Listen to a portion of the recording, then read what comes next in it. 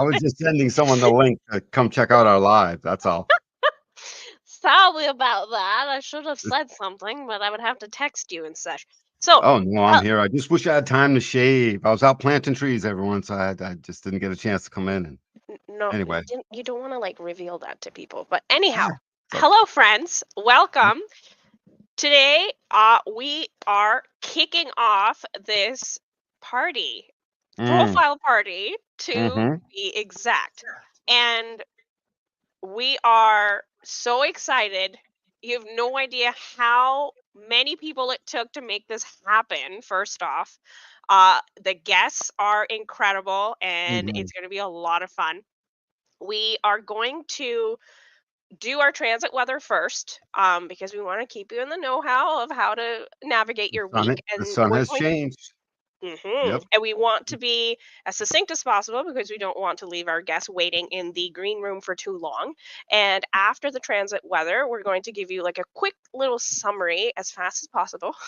We're aiming for 10 minutes of the 1-3 profile. So you have an idea of, what makes them them. What is Uh, that 1-3 profile? We wear this profile. It's like a costume we wear. It follows us around everywhere. We follow it. It's both. And so we'll be reading into all of that, and our profiles are very important. By the way, it's a momentous occasion. When we get through with this 12 weeks later, after now, we'll have done something that no one else has done that I'm aware of, right. to really put all the profiles into one place, right in a row. And there's going to be important things that come out of all of this. Just looking back on it and going through it. So it's an historical record. I'm proud to be part of. Right. So Thank you, all our Moana. Everyone, dude, 3 cheers, Moana. You sailed this thing. You said it like weeks my ago, and I was like, crazy yeah, sure, manifested urge. maybe. Let's make this happen. All right. So, without further ado, I'm going to bring my lovely co-host Moni to come on to handle the transit weather report and the slides, because tonight I am going to be playing Game Master. So when we're going to go into the gaming portion of the night, I'm going to be coming back and guiding our players through all the fun adventures I have planned. But here we are. Moni, take Hello, Moni, hello, hello. good This to is see you, Moni. exciting. Nice to see you too, Danny. Yep. So Can't we wait got, for doing the transit weather tonight. And we got some I slides, right? know, I know. Yeah, Moana's got the slides. All right, awesome. So the sun has changed, right? And so each week that you're watching this, recognize we're moving around the wheel counterclockwise. Just so pick up the gate that is the sun, and then the very next one is the next gate that will be next week that we read. So Absolutely. So for June 1st to June 6th, the sun will be in gate 35, the earth will be in gate 5. mm, yep, 35, this gate of expectation, basically. It's called the gate of change and progress because it's trying to finish the loop of the experience that it's on. And then it's it expects things, it wants things. It's part of the emotional system. It's in that emotional stream of awareness that begins with desire. 41, hunger and desire for something new. And gate 5 fixes that pattern. Yeah, exactly. And so, like you just said earlier, we're going counterclockwise around the wheel. So last week, if you look at the bottom, the sun was in 16, the week before that in 20. So we just keep going counterclockwise. So yeah, the sun is in gate 35. It's this energy of change, of progress, that expectation, that wanting something new, a new experience. And then the earth on the flip side, 180 degrees across on the wheel, also going counterclockwise, is now in gate 5, right? And this is this energy of like fixed patterns and consistency. Mm, nice. Yeah. So the sun in gate 35, it's the gate of progress, the gate of change. By design, progress cannot exist in a vacuum and is dependent on interaction. It's a throat gate. You can see it on the right on our little body graph on the side. It comes off the top there. It's a collective sharing gate. It's part of the understanding circuitry on the abstract side, and it connects to gate 36, which is this gate of like crisis, right? There's new experiences. You are focused on collecting experiences to learn from them rather than on repeating experiences to master them. So this is about new experiences. And the channel that it belongs to is called the Jack of all trades. I mean, that's only half the statement that people from older times will remember, but it's the jack of all trades. So like if you have this gate in your body graph, if you have this channel going down to the solar plex center, you've tried many, many, many things. And you don't tend to repeat too much. If you play an instrument, you play several instruments, rather than the exact opposite side. It's mirror stream starting in gate 16, going down to 58, which would be happy to repeat the same instrument over and over and over again. Mm, Yep. Yep. These things mirror each other and they play a vital role in keeping a certain duality and a juxtaposition, always chugging along, sharing. 35 wants to share. So here we are, and it's part of the cross of consciousness. It says that consciousness is the product of sharing the final experience. Consciousness can't grow in a vacuum, and it's dependent upon our communion with one another. that's good stuff. Mm. On the other side, we have the Earth in gate 5, right? And so the sun is like putting out this massive energy, and the Earth is what's going to catch it, right? Only the Earth can catch the sun to receive it. So it has somewhere fertile to like grow, right? So the Earth Mm. is in gate 5, this gate of waiting, of fixed patterns, it's consistency, the fundamental attunement to natural rhythms, waiting as an active state of awareness, right? It's like pregnancy, right? It's like it's very active, even if it looks like it's just like hanging out, right? But it's like building, Sitting still. Yep. Yep. right? So it's I sacral. like the lion on the on the African plain. It's just sitting there, but it doesn't warm up or do any calisthenics before it sprints into action. It's actively aware that it can sprint into action. It's just that's It's a good this example. gate. Yep. So it's a sacral gate. It's collective. It's part of the sharing, right? It's understanding circuitry as like similar to the 35, but this one's on the logical side, right? And it connects to gate 15, which is this gate of extremes, this gate of modesty and extremes. It's fixed rhythms and tempos give you the tenacity to stay true to your own inner rhythms in order to stay vital, healthy, and always in your flow. It's the gate of consistency. It's a consistency and it's ritual. You'll end up with rituals. If you have a fifth gate in your body graph, you have things you do as little rituals that you can't stop, even to how you make your coffee. Things turn into ritual. And if it's in a defined center, very much, it's part of the only thing that is part of all of life. The single cell all the way up to us, everything has a gate 5 in it. There's only 3 gates that a single cell has, and 5 is one of them. It's about the fixed patterns and the attunement to the environment that, like a spider, when something plucks a string, doesn't matter how far away that spider's got an intimate idea of exactly what's the scoop by the way that string was plucked. Something changed in the pattern of stillness. Same thing here. And every time something changes in the pattern, the sacral power to get into that and hold your position so that in the cell's case, the cell will survive. That's what it does, sustain sacral power. So it's an amazing thing that keeps us in tune with the rhythm of life, and it's about its fixed patterns. So June 1st to June 6th, we have the sun in gate 35, this energy of change and progress, and the earth in gate 5, which is fixed patterns, right? So being grounded in consistency and fixed patterns, right? We can't always just be doing new crazy stuff and having new experiences, right? We need something to ground us so then we can go out and have those new experiences. Mm. So the hexagrams, it's on for the sun, it's fire over earth. And for the earth in gate 5, it's water over heaven. So it's kind of interesting just to see that. Where did these names come from again? That's from Fire, the I earth. Ching. So this is right out of the I Ching, huh? Yeah, because that's with all the hexagrams and stuff. Yep. So they go through Yep. the 3. So it's kind of interesting. The fixed patterns, you notice that, 4 out of the 6 are the solid, that like yang, masculine, hard, forward going lines, right? But there's that little bit of like shifting and change. And then on the other side, the change has 4 open, the yin, the feminine, with those 2 fixed fixed lines move forward into something new.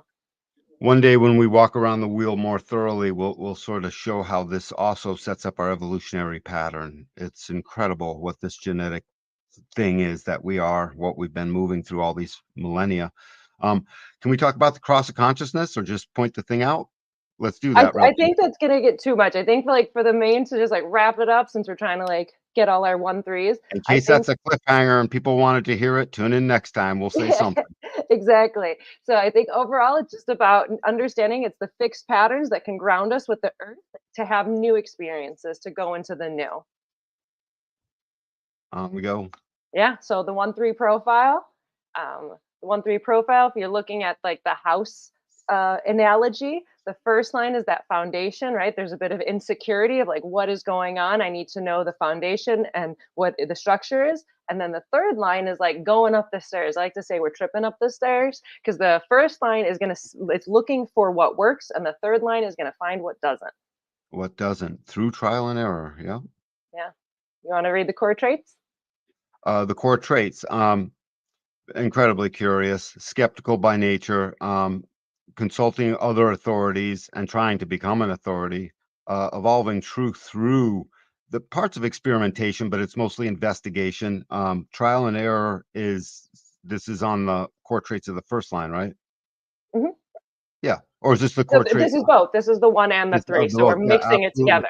Yep, and through the experimentation, the investigation, and then into the trial and error. And these two processes keep telling what to do because they'll tear down the stuff that the investigation shows it looks a little faulty. The third line comes in and sort of tears that down. It will destabilize it, hence the name the anarchist, the investigating anarchist.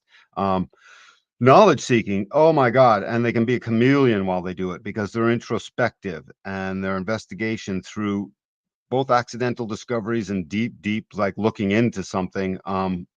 They're uncomfortable with these gray areas. That's wicked true because they speak to a faulty foundation. You can't have any gray areas when you're building the foundation to your house. Your wife will wring your neck. Avoiding attention until they're secure. That's wicked big. Highly empathic, and that's the thing. Empathy is this perspective that they have. It's built into them. And they're always detecting the lying. So here's the thing: if the first line doesn't notice the lie the first time, they'll notice the second time. If they don't the second, they'll notice it the third. Each successive time becomes a great big deal. In this profile, that becomes a relationship that will break a bond. Lies and 1-3s are big bond breakers, so Sense shattering of the foundation. And notice that the error we have in little like air quotes, right? Because like the third line doesn't actually make mistakes. We bump into the world and we see what works and what doesn't work, but it's not actually a mistake or an error. It's just how we learn. So it's like, don't beat yourself up on that error because it's just how you're going to learn. at all. Yeah, you didn't make a mistake. What did you learn? Yep. So Um, learning and authority, Yep. insecurity and curiosity, balancing caution and action, learning through experimental trial and error. Again, the error is in air quotes, and then becoming the authority. That's it. And the authoritarian is one of these roles that the 1-3 wants to play. It's worth noting the 1-3 profile starts the whole evolutionary process. And it contains a third line, which is the kingpin to the whole process. The third line is the core line. We start at the 1-3 profile, we end at the 6-3. Only the third line becomes the pivot. Of course, it becomes the pivot. It's the trial, it's the thing that bumps into the mutative one. And so becoming an authority is important to them over time.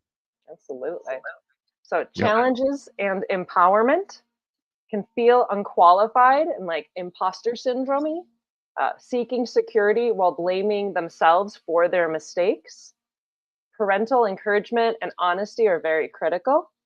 Feeling empowered while investigating, it's good to be curious. It's good to go explore and to bump into things and see what doesn't work. It's part of that exploratory and learning aspect of the 1-3. Yep, viewing life as a journey of endless discoveries, because that's what it is. Wonder and awe. The awe of looking at something brand new. We need our first lines to discover that. They bump into that. They make a mutative stance. It's important to note the 1-3, they don't know because they're like myself and you, we're all, right angle people. I'm a 2-4. I don't know either half the time. And we don't really know that we're doing all of that per se. That's why the insecurity is one of the keynotes of a 1-3. And it's a thing that if you don't know that's an intelligence, the insecurity are these moments of intelligence. If you don't know that, you end up being afraid of it. And you can start 1-3s can sort of sometimes wonder what they should do with their hands, for instance, or just things because social awkwardness will come their way when they don't have a foundation, when they're thrown into something, when they're brought someplace that they just don't know. So other than that, though, they keep sustaining. They just sustain. They probably, most 1-3s, I guess, would wonder, how come every time I get knocked down, I get back up? That would be a reasonable question. There's some kind of spirit in me. Yeah, there sure is. It's baked into you. Next slide, I guess. Yeah, conclusion. So the 1-3 profile involves a dynamic blend of seeking knowledge and experimenting, identifying what works and what doesn't, embracing the journey of constant evolution and self-discovery, and understanding the importance of balancing investigation with trial and error experimentation. Yeah, and the last part of the conclusion with the 1-3, I would just think to point out is that the incredible power they get as soon as they are an authority on something, and that authority gets recognized. That's right there should be a big clue. I know that sounds like a projector theme, but it's really an everyone theme because half of us always needs to share stuff, and that requires recognition. So it's just important that people understand that the 1-3 is going to be that chameleon, and they won't necessarily be the most social every single time in every single moment. And that's okay. It's got to be that way. They're investigating. And when they get quiet, don't tell them to talk. And when they're talking, don't tell them to shut up. We'll hear it out. All right, Hola. grand. So we are rolling along to the next segment. So, Moni, we have our reflector guest who could help change her Yeah, I already did tag it. thingy. Oh, see, you're so I'm on very it. sneaky. Oh, I love it. So we are going to now one by one have everyone introduce, and then Danny, I'm going to pop you back in when it's the questions. I'll also have them at the bottom for you to read out loud. Does it sound good? Okay, that sounds good. What's that, about 10 minutes, 15 minutes? However, well, hopefully. I'll We'll watch. see. Okay, so Just let me hang start out. introducing Stay everyone. close. Toodles! Okay, so drum roll. Our first 1-3 in the lineup is our manifester. Hello, Adrian. Hi, Mo.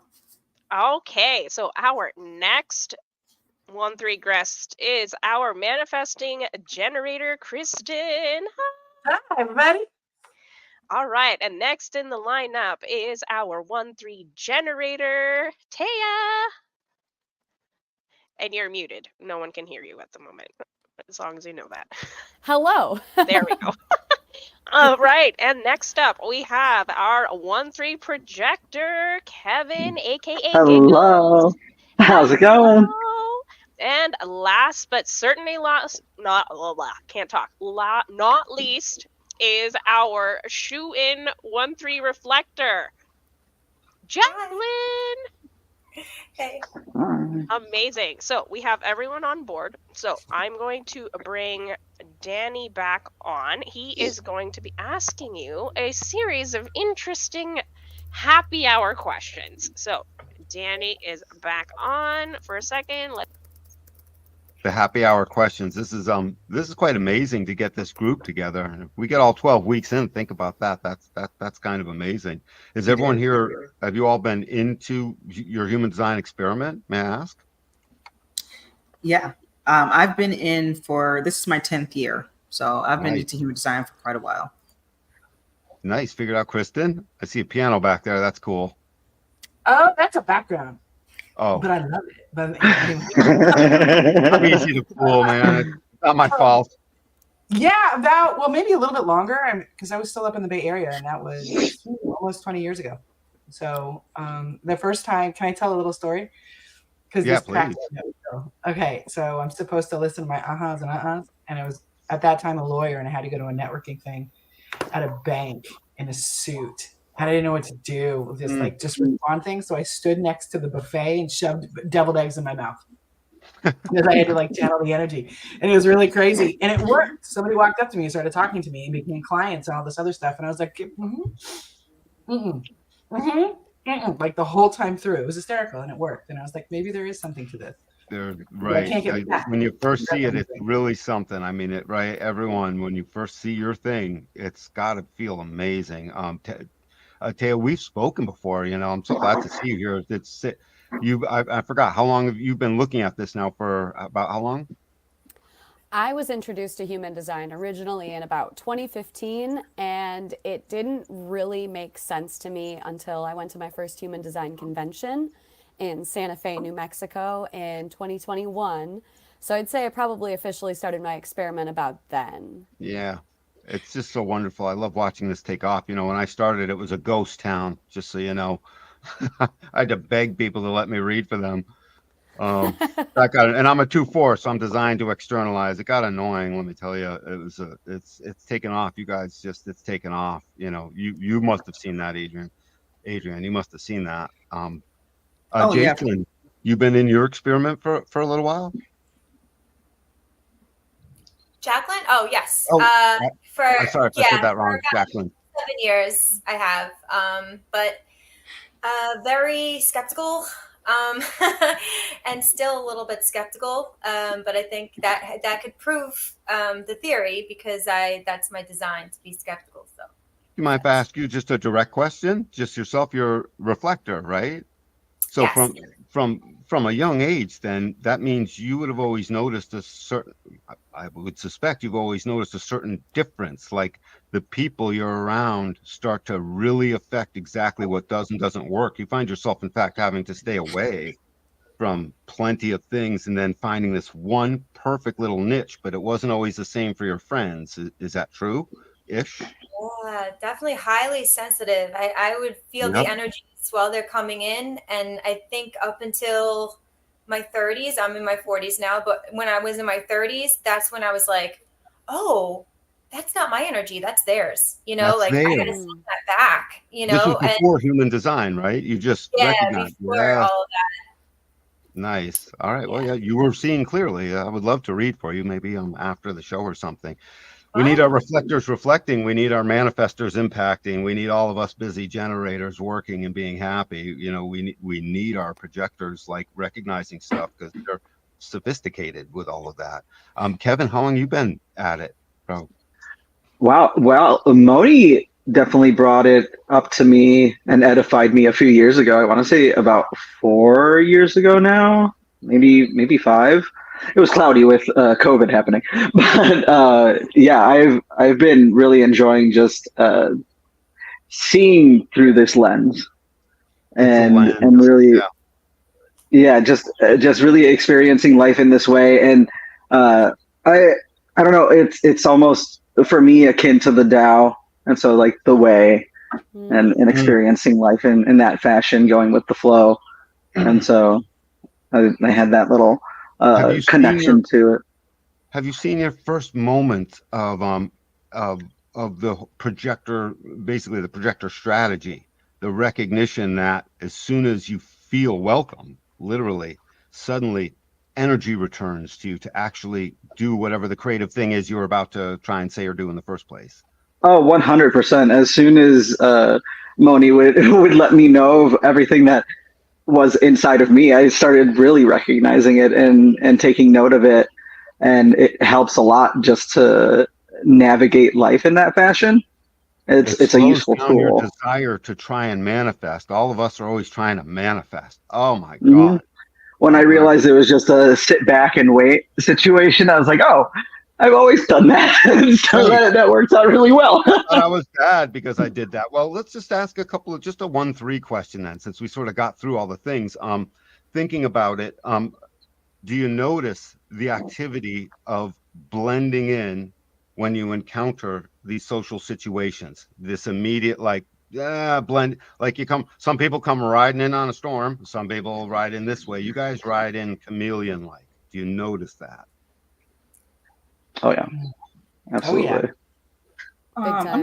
I'm gonna say for me, as a manifester, I do tend to linger at the edges of places, and I think that I'm not a fifth line. I don't carry a lot of fifth line energy, so quite frequently I think I'm unnoticed, but I am noticed.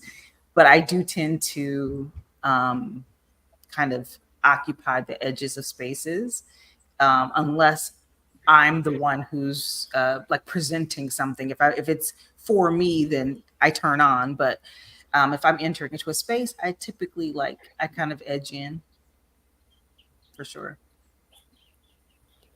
For me, it really depends on whether or not I know the people. If it's a brand new environment, social situation, I also have a wide open G center, so I kind of like chameleon myself and observe and sense the environment and see if I can fit in, if like it's an environment I want to be in or not. And I do a lot of listening and quiet observing. But when I do like speak up and go to hold space, I notice I tend to get a lot of attention. Yes, an attraction from people towards your energy, I think, because that's how I take in social situations as well. It's baby steps, and I will be that observer, but there's just something about the energy, and people are receptive to that, and so they'll come around, and that will be that initiation, and that's where I'll open up more, and so that I find that to be really beautiful in its own way. I always scan. Just always, every single time. Yeah, I know. But and there's before human design and this paradigm, I have a Scorpio ascendant, which would do that. I grew up in a million different countries and different schools, and it's almost a survival skill. It's automatic. But once I figure out the rules of the group, because they all have them, all tribes, all groups have some kind of rule, and I'm like, oh, I like this set of rules, or I don't. And if I don't, I don't engage. And if I do, it usually goes well. Until the too many people want attention, and then I gotta go. It's just too much. I gotta go.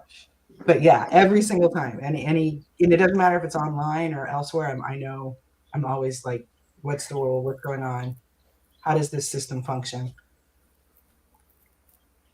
So for the longest time, I have that Virgo rising. For the longest time, I would go into spaces and I would be like really drawn to the human behavior aspect of it and want to analyze. I actually am a behavior scientist. Like that's what I do. That's my day job. But I would go to environments that were dysfunctional and love it. And like, I just wanted to change every little piece of it and like transform it, almost like amplify that whole amplification thing with the reflectors. Like, this is what you need to look at. And like with urgency, and then, see some changes, but then I noticed that if they don't like me, they throw me out, so it's like there's this totem effect. It's like, oh no, now I've become the community and now they want to get rid of me because they don't want to go to the place that I want to take them. There's this experimental aspect that's very strong, which is like very dominant, and then there's this reflector aspect, which is very, I am the community. Like I feel everything that they're feeling. I'm so receptive to them. So it's like, it's duality in like full force. That's the experience for me. wow. I just want to say one more thing about that.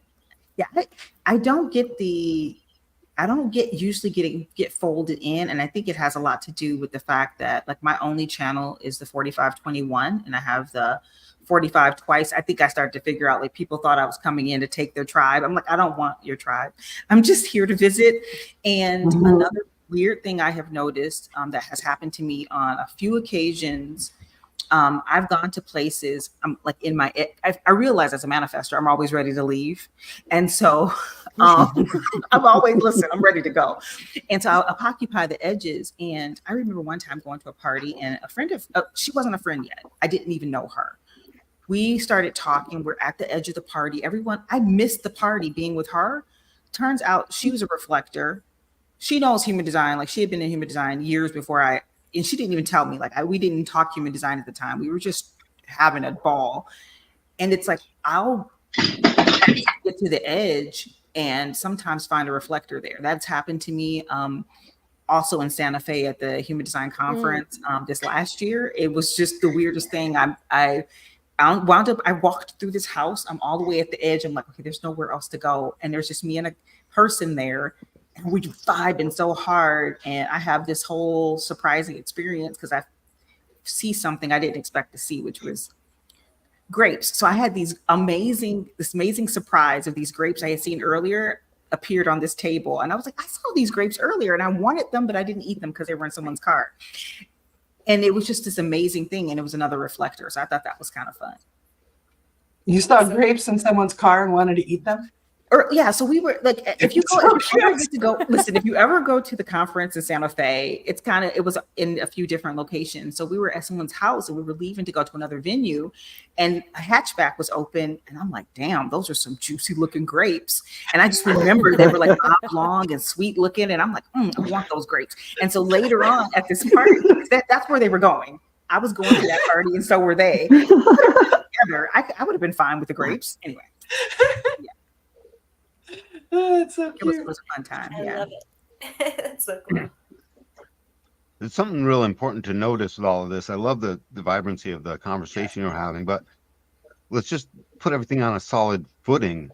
This is a genetic way. So when I ask you these questions and you guys notice certain similar experiences, recognize 1/12 of the planet, it's actually a little bit more, is literally living out a similar experience with you. And then the more you know about your design, start to know about design, the more you can start to just totally recognize, oh my God, we're interconnecting in these ways that we can keynote, we can discuss, and they keep repeating. For children, it's amazing. For people in settings, it's all this thing. And you guys at the tip of the spear with your first lines, the primary direction of humanity is towards something in the I Ching called beauty.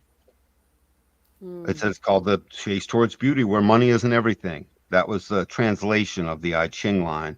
And it's just, beauty has no other words. You can't describe red with any other words. It's red, you can put a few things in there, and it's the first line discovers that and incorporates it into part of the foundation. Now you'll start to see that as an aspect everywhere in your life as you start to realize, there's something about the beauty that is or is not there. And it's something foundational you guys are getting. And it's genetic. We're imbued with it. You guys are. The next question here, if I may, unless anyone has a comment, have you noticed a discomfort, sometimes a deep discomfort, when being asked to move forward on something that you don't feel you have a solid foundation on? Absolutely. Yes. Yes. And I won't. Yeah. Yeah. My mom's a manifester, and so she's always going. She's either leaving or going or doing or something, and sometimes we vibe because I'm the combo, the manifesting generator. But if she never understood why I was like, I know I'm not ready to do that. Whatever the hell it was, it doesn't matter. And the chronic sense of I'm not prepared. She never understood that. Like when I went to college, I went to learn how to think because I was convinced I didn't know how, even though I probably outthought, actually I was a very good thinker, but I was like, no, that's my job right now. I have to learn how to think. I have to learn how to do all this stuff. And I was speaking a very different language than anybody else. And I think part of it was that I got pushed into doing a lot of stuff I wasn't prepared for. But it made a very good 1-3, So I majored in philosophy because I was like, oh, I got to go in wisdom. What's that? What do I do? How do I pull this together? How do I make an argument? And then I went to law school because then I had, but now I do energy medicine because, none of that shit worked out. Yeah. All of it actually worked out, really. Yeah. In the long run, it did. But that I totally remember that deep discomfort of being pushed into something that I'm not prepared for. But it always blows up in my face.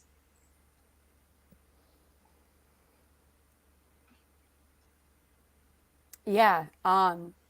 If I'm being asked to do something and I don't have a secure foundation, a good example of this in my life is my sister.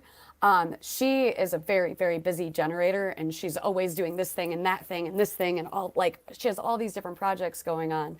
And if she doesn't give me a secure foundation to move forward and to help her, she really wants my energy. She really wants my support.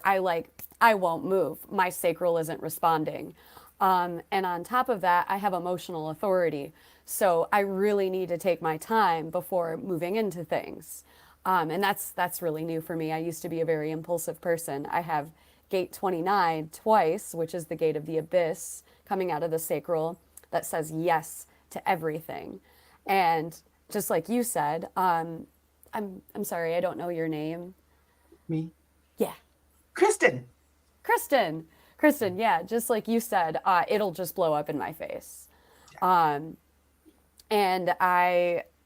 I've moved into this space of just needing to wait through my emotional waves and needing to ask a lot of questions before I make any kind of decision to move into any direction.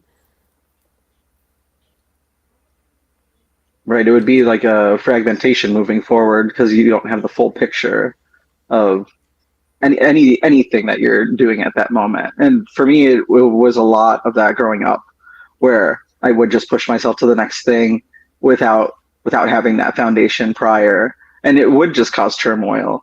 And I noticed it takes me a while to get that full picture. Others are just like moving forward and they don't mind. They're just like, okay, on to the next thing. But I do want to take that time. And I've learned to forgive myself for being different than others. And the human design aspect of things has helped to feel more content in that nature. I would like to say that, okay, first of all, as a manifestor, I just don't like to be asked to do anything. I mean, I'm so serious, guys. Like, it has gotten, I'm a radical experimenter with human design, and I actually lead other manifestors in that to be as radical as possible. Shout out to there's a projector I met that really kind of set me on the path. Like, he was just so wild with it. I was like, Brayton Belazzo, if you guys know this guy on Instagram, he's wild and I love him. And I mean, I had already been doing some pretty extreme experimentation, but I don't really like to be asked. But my sun and both my Plutos are in gate 48. So it's actually kind of got a base of uncertainty. So even though I'm a 1-3, I feel like my mind would like to be certain, but my authority moves me absolutely into the void constantly. And I have to trust it. And then also, like, my conscious sense is also uncertainty. So I think for a long time I grasped at certainty, but right now I am really experimenting with moving in uncertainty and allowing the bumping and the moving to actually clarify the picture. So like clarity through motion, because I have 7 open centers, and my money line is conscious. So I almost like, I don't trust it all the time because I realize it's working for other people. And so I'm just allowing myself to be in flow. And so I have released a lot of the need for certainty, but I watch my mind grasp for that. And I'm just like, look at you, little crazy little monkey, look at it go. And that's my mind. It took a long time for me to learn to just throw spaghetti at the wall and call it a Picasso, and then like move a noodle. Like, who's going to kill you? You know, you're not going to die. The world isn't going to end. It's just a noodle, you know, and if you screw up, you're not out clubbing baby seals or, you know, doing something insane and immoral or whatever the attendant crappy feelings that go with like, oh, that wasn't a success. It took me a long time to learn that it's nothing. None of this shit means anything. Like, really, in the long run. It just really doesn't. And all right, whatever, you know, just roll with it. But that took a long time and a lot of heartache to get there. To just be like, it's a noodle, move it. I don't even know how to answer this question because I feel like I'm never comfortable. It's crazy. Like, Yeah, you know, there's a lot of yeah. people who say to me, like, and they're reflectors, and they're like, find your peace, find your state, find your country, just go move there, go on a mountain. And I'm just like, you know, like, I just have this constant need for information. I'm like, if somebody tells me to do something I don't want to do, like, I get excited. Like, that feels more uncomfortable and it feels better for me. I know that it sounds probably off and it sounds weird, but all the centers are open, and I'm so used to the energy coming and that discomfort that, like, to do nothing or to feel solid almost feels too like off for me. It's not my normal. So yeah. I can understand that. Yeah, I can imagine that. It's amazing listening to you guys talk. Plus, Moana, thank you for shutting off my microphone. You'd be hearing all my half comments, interrupting things. But thanks for that, Jacqueline. Appreciate that. Next question is, and it's really, I have two questions I'm going to put together here. Let's see. Have you been told you need? Okay. First question, before I get this is going to be a two-parter to get a lot of stuff just sort of talking about. Third lines, unconscious, have a bonding strategy in the way you will share your intimate self. And your intimate self is like, I'm willing to lean in and talk about myself with this other person. That's an intimate act. So everything, the whole panacea of what that would be, is designed to make and break bonds. And that can be very disconcerting because there can be this anarchist behind it all that wants to get away. And then on the other side of getting away, there can be this sense of, did I get away too quick? Did I go away? Did I make it too permanent? And I'm just wondering if any of you guys have a sense of that, because genetically, the third line is the mutative line. Obviously, it's designed to keep the genome of humanity being mixed up. You third lines mix it up. And so that was just one aspect. Bonds made and broken as a strategy for just bonding, all types of bonds with people. How has that worked out in your life? And then the question that's here is, this is a common one, have you been told too many times or plenty of times or enough times where it's noticeable how you make mistakes? Has it been called a mistake? Has there been certain disappointments that have come to you from the elders in your life as you were growing up, or things that caused certain, insecurities to rise up? How is the concept of mistakes and, quote, getting it wrong shown up while you were growing up, at school, in your own mind about your own self?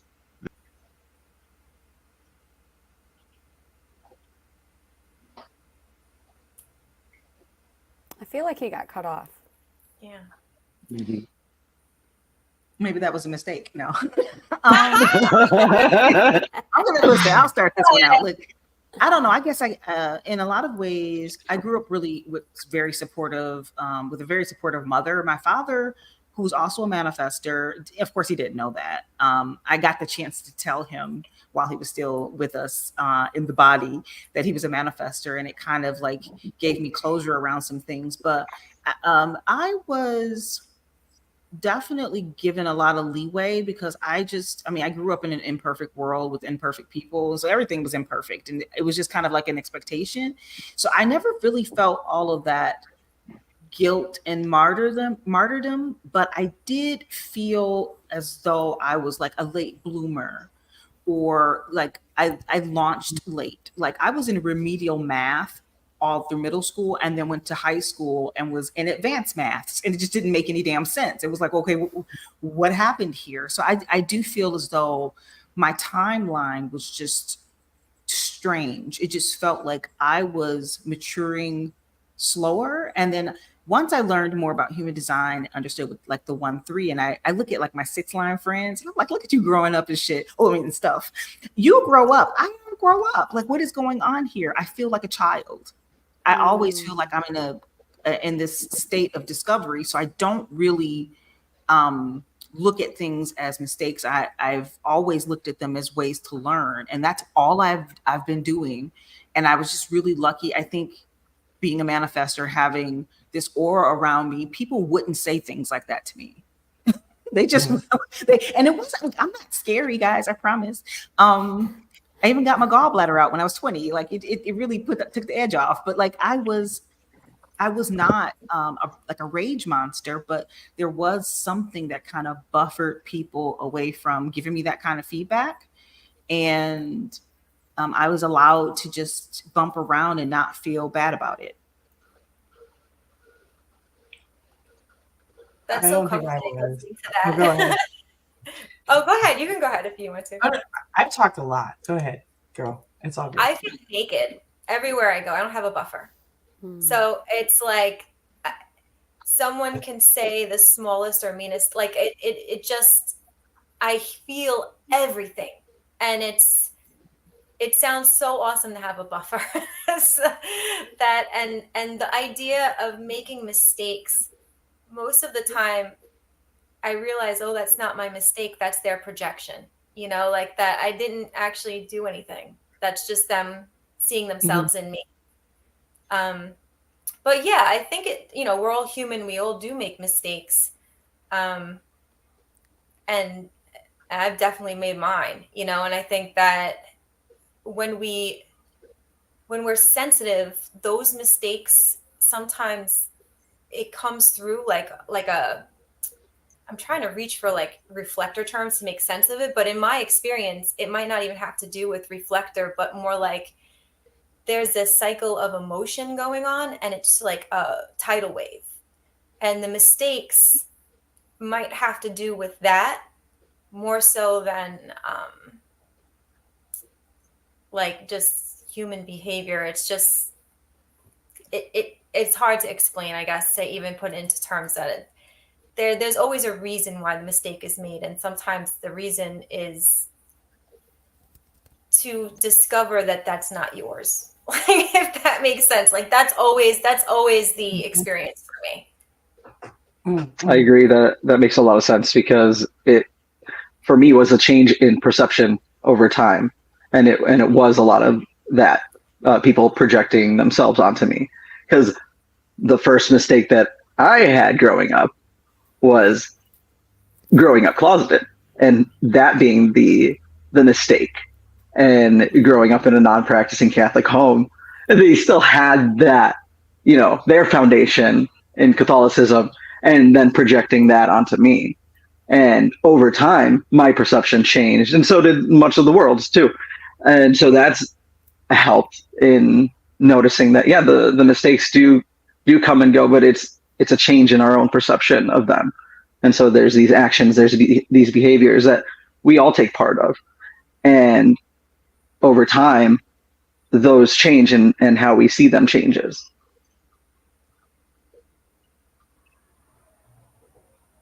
I as I've gotten older, I realized I guess you could say that I was weird. I was like both like a late bloomer and very smart at the same time. And I suck at math too. But then I can do conceptual physics like you can't stop me. And there's other things that I'm amazing at, but if you want me to balance a checkbook, I have a headache, leave me the fuck alone, there's a calculator. And then I get really belligerent because I have math trauma. But I know my learning style. I guess now that I'm older, I can say, one, I don't really make a lot of mistakes. I think people did, and I got a lot of weird programming because it was like the 70s in LA. And but I got a lot of what did you do to create it? And I think that with my 1-3, I was like, I don't know what I did. What are you talking? I don't know what I'm doing. I'm 8, and it was a very heady thing. And it was like the 70s progressive manifestation movement, the seeds of it, and est and all that. And it was very harsh. Like everything you did seemed like a freaking mistake. So I think I was pretty neurotic in some ways. So instead of being a hippie, I was a punk. And that was much more comfortable for me in a lot of ways. But now that I'm older and I look at what my style is, I embrace the suck because I know I'm not going to know it. Front load the friction because it'll be there anyway. And I know that when I learn something new that's big, and I like to learn big, complex things, I don't like to learn small, little things. I will go through a period where I'm in the weeds. And I don't know what's going on, but I know I have to keep going forward. And as long as I keep going forward, I'm going to get over past the weeds. I'll be able to see the sunlight and the land will be there. And then I'll start walking. And I also know now when I most feel like I'm in the weeds is right before I'm about to make a breakthrough. And when I was younger, I think I would like perceive that as I'm too stupid or whatever. Because my mom's a manifestor, and she just get up and does things, and go, I'm going to go to Africa for 6 months. Why? I have to work. Do you have a job? No. What do you mean? I'm going to get one when I get there. All right. And I'm 11. We're moving to Botswana? Yes. Why? Because I don't know. Okay. So she would get up and do things. And I was the one that was slower and more methodical. And so my pattern of needing to be in the weeds and fully saturated in a thing before I've mastered it. And I generally do end up mastering it. I think it looked very chaotic to her. And I heard that message that I was too slow. I was too stupid. Not stupid. She would never say that. But I just got the impression that I wasn't doing it right. But now I really love my process. you know, and it's taken me some really wild places. I'm an energy medicine practitioner, and my clients say you're a master energy practitioner. And I was like, what are you talking about? And they're like, oh, no, you totally are. Oh, I didn't know. I'm usually the last to know that I'm really good at something because I'm more focused on finding it. Like, so I don't know if that's where I turn that into a strength in the long run, that it's going to be hard, embrace the suck, get it done, and then you'll be amazing. Yeah. I can really relate to that. Yeah. Okay. Yeah. Okay. To needing to embrace the suck and needing to go through the weeds. And, you know, usually when it sucks the most, that's when things are about to get better and clearer. And you have to go through that grimy, grungy process. And goodness, swim yes. through the murky waters before you can actually get your head above water and like see what's going on. And you know what? You'll never go back. Like Yeah. I'm not the kind of person that jumps back in that shitty pond. Whereas like other people are like, what are you doing? You've already been there. And I'm like, oh no, I'm done. Done, delivered, over. Where's the next pond? Like, I'm not doing the same thing twice. Yeah. Yeah. As far as mistakes and me, I used to just beat myself up silly over the head whenever I'd make a mistake.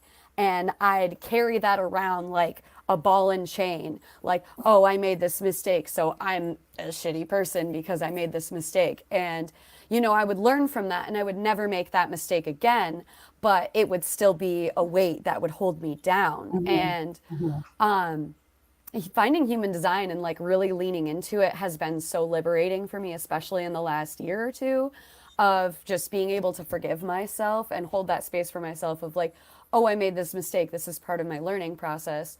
And that's okay because I found out all of these things and I don't need to carry this around with me anymore. As long as I'm better in the future, I'm better now because I made that mistake. And a lot of the time, like when I was a child, I'd make a mistake and my dad would just berate me with it over and over and over again. And like nobody knew that I made that mistake more than me and I didn't need that. And I would get very angry with him when he would do that. And then my sister, who did a lot of raising, a lot of disciplining for me in my life, she would try to teach me something and I would mess it up the first, 5 times, however many times it takes before I get it right. And she would like take the thing from me and then do it for me. And then that just led me to feel very inadequate and like I was incapable and I couldn't do that thing, like kind of taking away that natural process from me. And now I kind of embrace mistake making, especially when it comes to art. Like I just like, you know what, if I mess something up, like turn it into a happy accident, like that's going to be part of the piece now. And I do believe Danny also asked the question about like making and breaking bonds, even though it's not written down there. Do you guys recall that? Yeah, I can see that. Yeah. For me, it's really difficult to break bonds. It's super difficult. I also have an open spleen with a hanging gate 28 in it. So like I tend to hold on to things that are no longer good for me. And it takes me a while to realize that it's okay for this bond to break and that door can just be a little bit open. And if that person's correct for me to come back into my life, then that's correct. And again, I feel like it's becoming more and more comfortable for me to have bonds be broken and just ride with that. Like it's no longer correct for me. I can move on and create new relationships. And that's becoming an easier process for me to move through and for me to deal with these days. But it's still hard for me to hold the scissors and cut that cord. Like somebody else has to initiate that first for me in my life. That's interesting. I had to learn that. I have a defined spleen. But once I learned it, I was like, oh, this is fascinating. Awesome. And I'm gonna jump in and just really quickly say I do wild stuff with bonds. Like so right now I'm sitting in my apartment. 2.5 miles away from here is my house where my partner lives. He's a Sacral Authority manifesting generator with a defined spleen. I love that man, but he's over there and I'm over here. And we were sleeping separately, but that apparently wasn't enough. I needed my own space. So being able to, I do have, as a manifestor, the power to initiate some new different types of remaking the bond in a different way. We don't just come back together the same way. We've come back together in a completely different way. And it has, like, you know, I have to say, like, it's really nice that he trusts me, because to me, that was the sacral saying yes to this craziness. It is kind of crazy, but yeah, just, and like I said, 7 open centers. I've had to go through a lot of the open centers very radically to get myself to the point where I can really live the ego authority. It's been a trip. As a manifesting generator with a defined spleen, that would be ideal. I can totally understand living a couple, you know, having this lifelong relationship. In fact, I could say that I have a lifelong relationship with someone 3,000 miles away. Okay. He loves it, but he's all like, I hate this. And I'm like, bro, you love it. I can tell. You see this? You can smell out it, like a satisfied sacral, like delicious. I can smell it. So good. Content. You know, I don't think it's cool. Yeah, I'm a space person. I need a lot of space and freedom. And relative to breaking bonds, I think part of the fail forward of a 1-3 for me, it shows up in relationships because when I'm failing forward, I'm also growing, and then I've kind of outgrown whoever that bond is. And when I was younger, I would feel really guilty because bonds are supposed to last forever, and they were supposed to do this and supposed to do that. And then over time, it was like my skin felt too small, and I hated it. I really, really hated it, but I wanted to be loyal. I wanted to be dependable. That's a really big thing for me. And then eventually I was like, that is just strangling me, and probably them, because I would start to resent them and feel bad. You know, and their process is different. And I'm never going to be completely stable if I'm in a constant learning state. And I need someone who can understand that and give me space to do it. I think I had a lot of that growing up as well, where the bond just wouldn't serve me anymore. And that's where I would have to step back and then return and have that bond be different than it was in the past. And so like, relationships with partners that just no longer serve me or them, I would break it off, and then because I was also a people pleaser, I would want to still maintain some sort of relationship, so I would find a way to change it and keep them in my life, but in a different way, to exchange energy in a different fashion. Mm-hmm. Some can do that. Relative to making mistakes, I know I ended up surrounding myself with people when I was younger that knew exactly what they wanted to do for like the rest of their lives. Like, you want to be an architect, and they did. They grew up, and this person wanted to be a doctor. That person wanted to be a CPA of all things, and they were like, "What do you want to do?" I had no idea. Just passionate about what I do. No, like moms breaking stuff off. Because I feel people's energy so much. It's like, I gotta leave. You know, like it's just to find myself again. Like I really don't. And then I don't have any issue with breaking it off. I really don't. But when it comes to mistakes, and I wanted to say this before, like as a scientist, if you think of each mistake as you're getting closer to the truth, then your perspective shifts. But if you think of a mistake as a trauma, it's unnecessary for learning. And so like the idealism inside of me is like, mistakes are not necessary if you have a good teacher. If you have a teacher who knows what's going on, who sees everything and has been there, then you're in good hands, and you shouldn't be making those mistakes. Like a good teacher knows how to set you up so you don't have to have the trauma. And like, that's been my 1-3 journey is like, that's the experimenter, that's the scientist. And like, that is what behavior analysis is. It's, how do we teach so that this person doesn't get ostracized from society? How do we teach so that we can create more inclusive societies, more inclusive businesses, more inclusive family structures, so that people don't have to be shamed because they don't know better? How do we teach them better to be better people? You know, that's hard, because a lot of people, they're stuck in their patterns and they get rewarded. They get rewarded for being dysfunctional, you know? But imagine if we created systems that weren't just based off of pleasure, where people could embrace the discomfort and shift their perspective around, okay, this wasn't it, but we're going to actually pass the baton, because we're going to increase our knowledge, and we're going to increase our evolution, because we're united and we're going forward. You know, like I think that's cutting edge 1-3 stuff. Like that's, for me, that's like what it embodies. Mistakes are, it matters. It is how you perceive the mistakes. If there's shame tied to it, then it's not necessary. Like, and you're just not around the right teachers. I honestly haven't had any super solid teachers throughout my life. It's really been just me learning on my own, teaching myself things.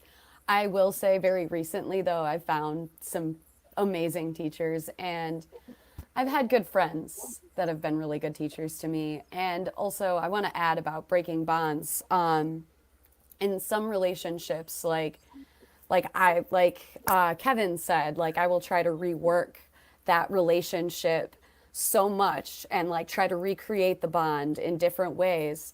And then I have reached points in several relationships where it's like, this is done. And then then I have no issue just being like, nope, no more. I'm cutting all communication with you. And this is the end. Like, it's just reached such a toxic point where it's not good for you. It's not good for me. And I'm sorry you can't see that, but I have to do what's right for both of us.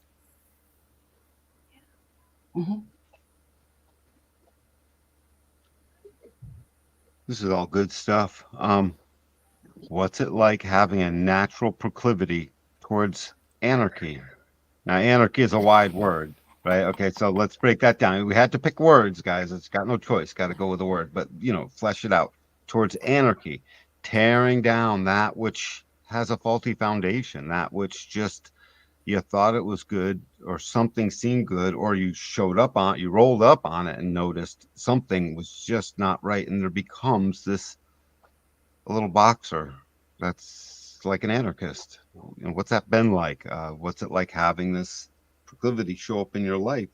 People, that's the thing that gets you martyred, that and what would be considered the mistakes, you know what I mean, which aren't. You guys can't make a mistake. There's no such thing as a mistake for a third line. It's just, what did you learn? We rely on that, just like the cell phone. I'm certain there was a few thousand of those things before we got the perfect little iPhone or whatever, right? So what's it like having this proclivity? It's genetic in you. We rely on you guys to do that. The world needs our third lines to tear things down. And there's the anarchist that shows up there. What's that been like in your life? When I was a kid, my dad raised me on the movie. I don't know if you guys have seen it, if any of our viewers have seen it, but the movie Pink Floyd, The Wall, from like the age of 5. Like my dad, he was like, "Hey, Dad, I'm going to show you what the world's really like." So that bred the anarchist within me. And I have always leaned into that of just like, oh, this isn't working, I'm going to tear that down. Like all throughout high school, I was like, the system, like tear it down. It ain't working. Like we need a whole new system in place. And that still lives in my heart. Like my senior school picture for like our lunch cards, I was wearing an anarchy t-shirt. Like that was my jam. It always has been my jam. Like stirring the pot, mixing things up, shifting the foundation around, like anarchy. I resonate with that. Absolutely. It sounds like it's already been touched upon too with much of what we've been saying with the mutation change and how we need to be going from one social circle to another to like mix it up, as you said, and stir that pot. And I think, Jacqueline, you were mentioning too, how you're so sensitive to these energies, so you know it too when something's off, and you have that drive to change it. And I think that resonates with all of us, and it's just interesting to see that we all do have a little bit of that in us, where we just see something that's off, and we're okay as long as for me, at least, when I have that initiation, I'll absolutely open up. But before that, I probably would be a little bit insecure about it. I'll hold off until I get that invite, and then I'll be like, "Oh, you're doing this wrong, honey. This is not the way. Let's go about it a different fashion and raise our energy vibration, because that's what's needed right now." And so I'm glad that, you know, there's a lot more of us out there to do that.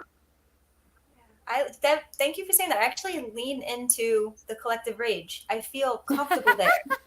And like even I was raised Catholic, unfortunately, but I was raised with all of these like very structured boxes that I had to fit into, and in order to be loved by the family. But now I worship Kali. Like now it's all about I don't give a fuck. I'm sorry. I don't give a fuck. And also, like, as a musician, you know, like I go out into places and amplify this angst, and it feels so good.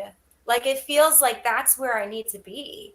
You know, I'm not going to play the little role that people are projecting onto. I actually have to rise up in this transformative, break the foundation. Like, I'm driven for that, you know? So I think we can all resonate with that in some way. I do love this. So what I have found is I'm like I walk a little bit of a tightrope with this, because you know, you've heard the term like throwing the baby out with the bathwater. It's very easy for us to like, I can go too far very easily. Yeah, the Kali energy is strong within me. And also I have lots of deafness gates, so I'm not always listening to other people. I'm just kind of plowing ahead. But for me, what the mutation, what it looks like with this, you know, being able to be an anarchist and tearing down faulty foundations, is kind of what is left after you've destroyed the thing. Is we don't know exactly what to replace it with, but it leaves this space for something more beautiful to come in. So we kind of spoke earlier about like, I have to walk in uncertainty. And like, I did that with my relationship. I didn't know what was going to come after I got this new place. I didn't know, guys. I was like, I remember like just sitting there in this, like a ball of angst. I'm like, hey, okay, so this is going down because of reasons. And it wasn't well received by the minds, right? So when we're talking, we're having conversation, that's just the minds. You know, the meeting of the minds is ridiculous. It's like a circus. Two monkey minds meeting is ridiculous. And I didn't know what was going to happen, but I knew I had to make the space. So it's literally like demolishing a building, and you don't have plans for anything to replace that structure. And I use that analogy. I'm from Detroit, and I've watched a city disappear, and I'm watching it reappear. And it's reappearing in a new form, an amazing form. Like green space is popping up in a place that used to be a 2 million person city that was all industrial and very populated. Now there's space for green space. So I realized that sometimes when we are being the anarchists, all we're doing is doing demolition to clear space and then allowing whatever is supposed to come. It's like sowing the seeds for the future. It's like a Phoenix Rising situation. I felt that. I felt your thought, because as soon right when you said it, I was like sowing the seeds. I felt it come.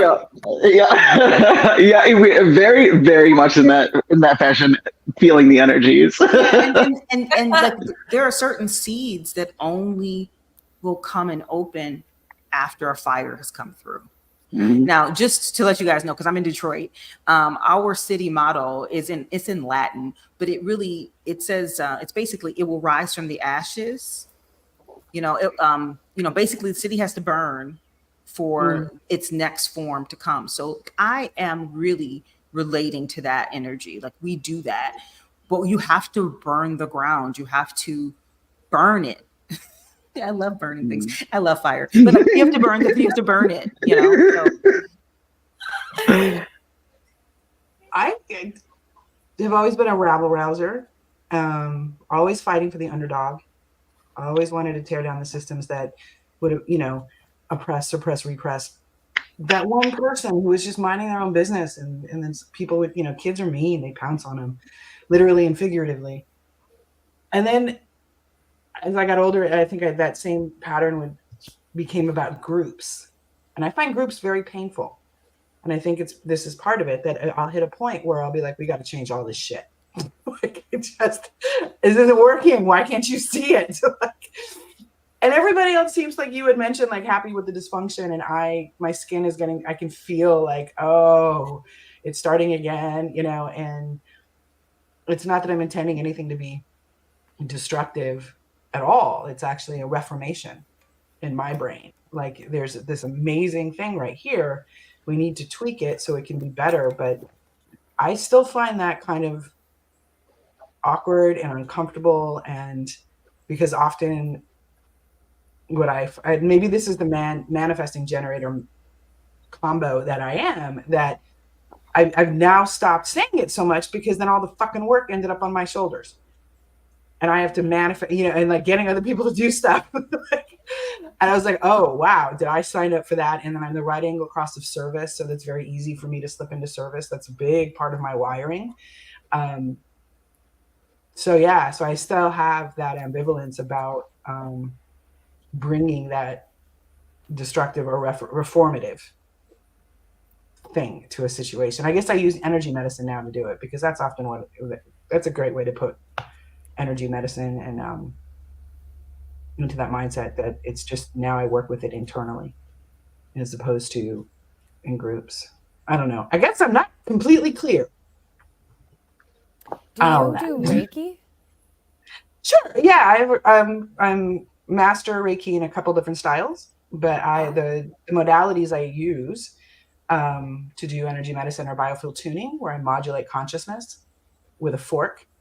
Yeah, because your consciousness is outside of your body, and your body's the vibrations. And I do body intuitive, which marries medical intuition and Chinese medicine with Western science, and brings the system back online. It's really cool. Like, it's pretty crazy. We're doing work now on the human connectome in the brain, and using energy medicine to do that work too. So fucking cool. I got the coolest gig. Anyway. All right, friends. So we are on to the gaming portion of the show. So get your bingo cards out. So friends, we are going to watch our contestants play bingo. And instead of having me pop in over and over again, we're just going to have the prompt show up on the screen. So whoever in your group feels like reading it out, you can read it out. And whoever gets the first line, bingo can be vertical, horizontal, diagonal, whichever way whoever gets the line first is the winner. So, do we have our cards ready? Almost. Yeah. Almost. Okay. So you give me the yes. As soon as I get the yes from everyone, I will disappear and your prompts will start appearing. Yes. I'm good. Ready. Okay, we need one more Done. yes. To go. Yeah. Good to go. Okay. I am running away now. Whee! Bye.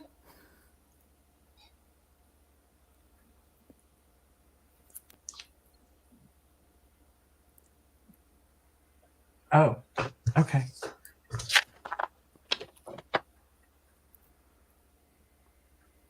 Okay, knowledge seeker. I guess we're supposed to read them out. Somebody's supposed to read them out. I guess I'll read it. Knowledge seeker. How fast do they change?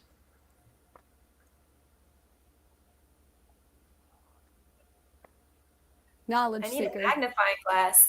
I can't see it. I told you. I was my old lady eyes. I knew it. I was on top of things.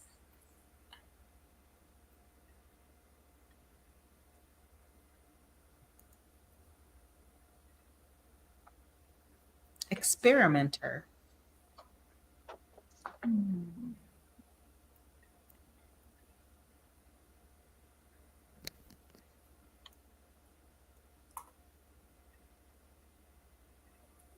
Experimenter. I don't know. I've never really been to bingo before, but I'm going to drag bingo in a few days, I think. So drag, yeah, we have it Drag here. bingo. Drag bingo. I gotta Yeah. go to get on a plane. That sounds like so much fun.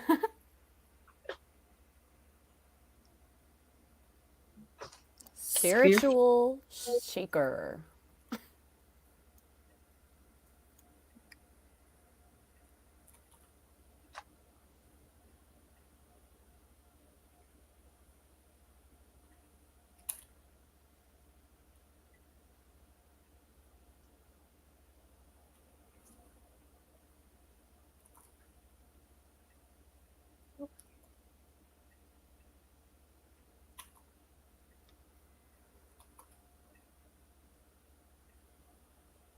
Constantly evolves truth. Oh, don't have that one.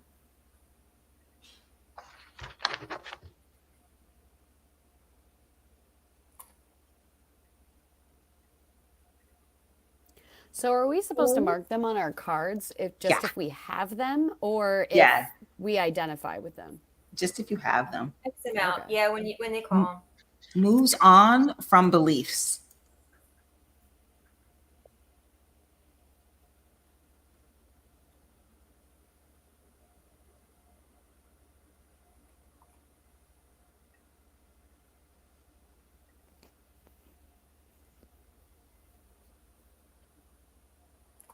It moves on from beliefs. You betcha.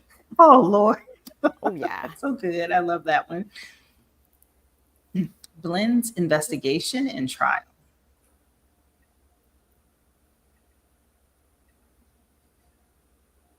Mm-hmm.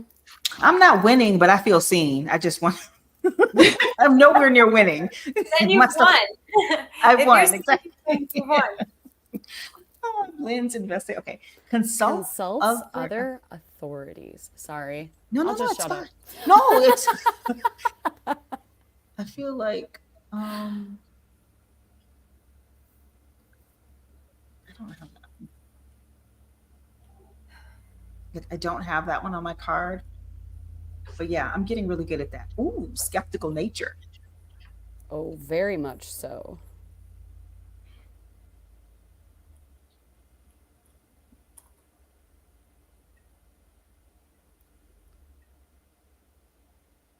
Becomes authority. Not yet. Feel too insecure for that presently. I almost never win things. And so this is par for the course. I'm having a great time. Just let me, I'll call them out because feels unqualified. Feels unqualified. Uh-huh. Just a sec.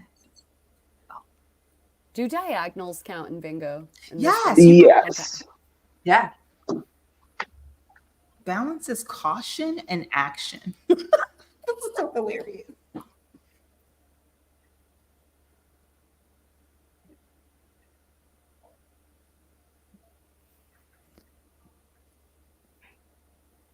Imposter syndrome. Ding, ding, ding. You got Can you guys hear me okay? Yeah. Yeah. Okay. You got bingo or something? Oh, yeah, I got bingo a bit ago, but I wasn't certain if you guys heard me or not. I was looking at my bingo card, and so I guess I couldn't be heard at the time. But hold on, let me mouth them off here bit by bit.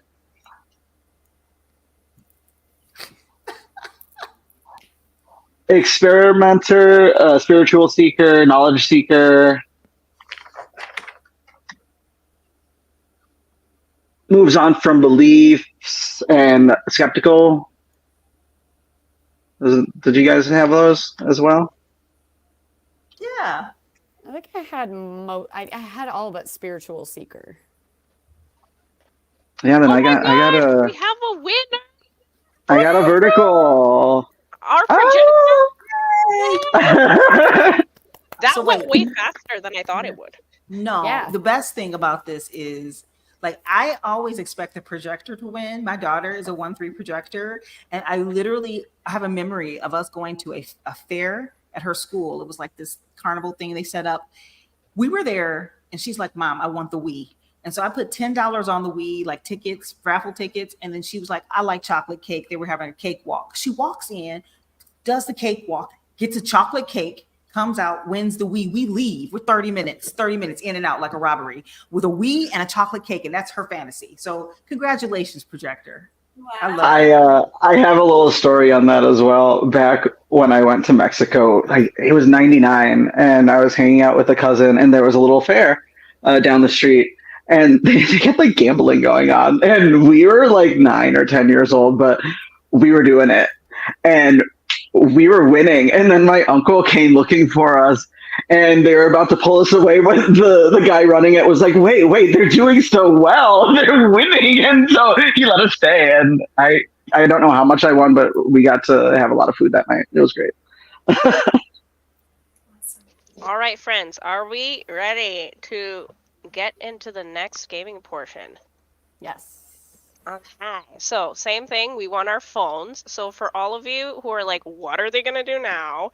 We are going to do a round of other party games. They are Jackbox games. So if you've never had them done before in your life, this is your chance to get a feel for what that's like with our friends. So we're going to do a really quick warm-up round of one game just to get you nice and comfy.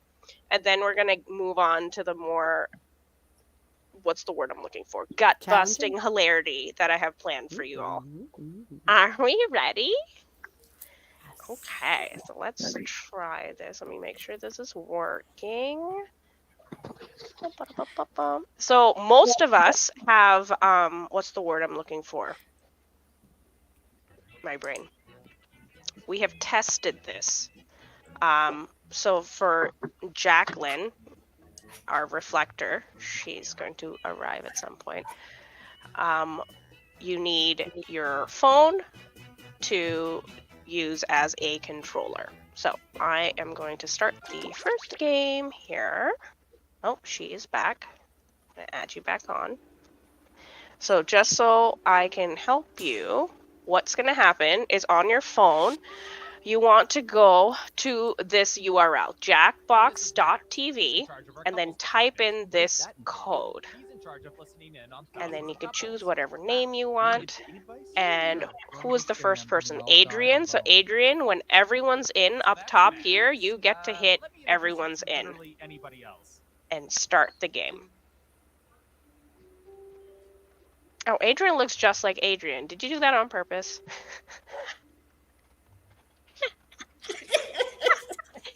She did. I feel like I look a lot like the dolphin, personally.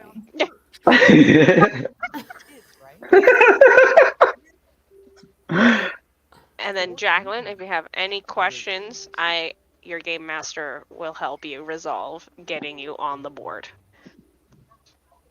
Okay, I'm almost there.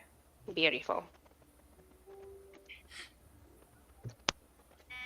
Attention field agents. The following Aha! Okay, that is my cue to leave. The game will give you the instructions. So I am off. You have to wait for her picture? Oh, wait. Okay. I'm scared to do everyone's in. I don't see her picture loaded yet. Okay, I'm coming back. Oh, Yes, you got to I pick think- a picture. yeah, she needs to pick a picture and then she okay. Yeah, appears. select your agent. Thank you for listening. I hear you. There you go. Boom. I have a mask. That's hilarious.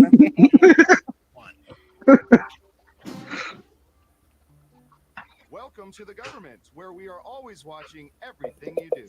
Then we put it all in a document and print it out for the president. Can you believe the president still wants printed documents? We usually use it for good, but we also use it to play espionage.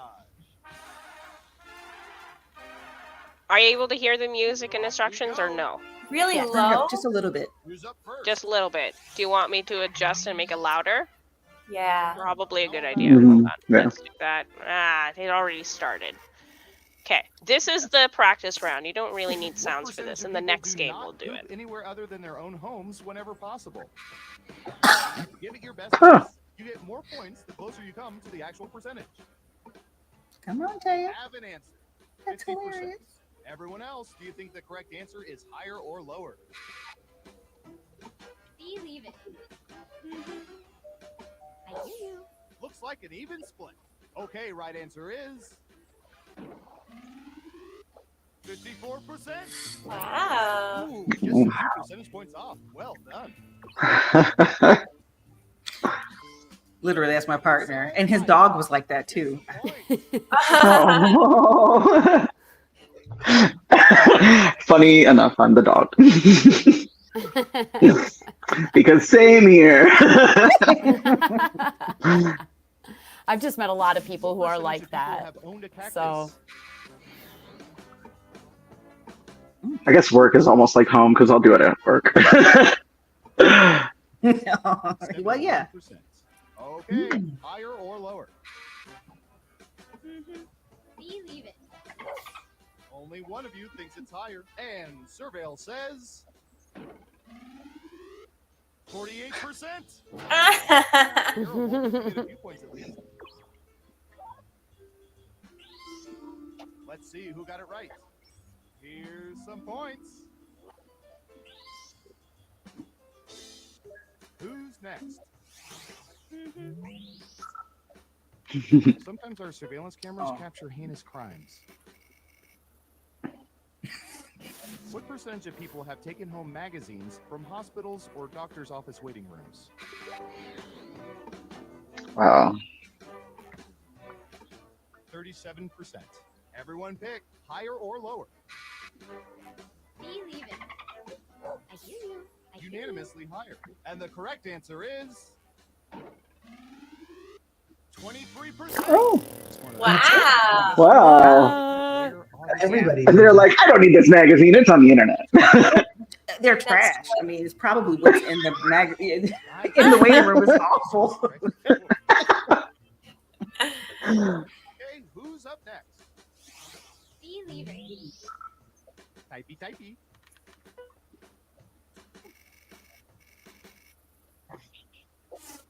What percentage of people have never in their lives eaten brunch?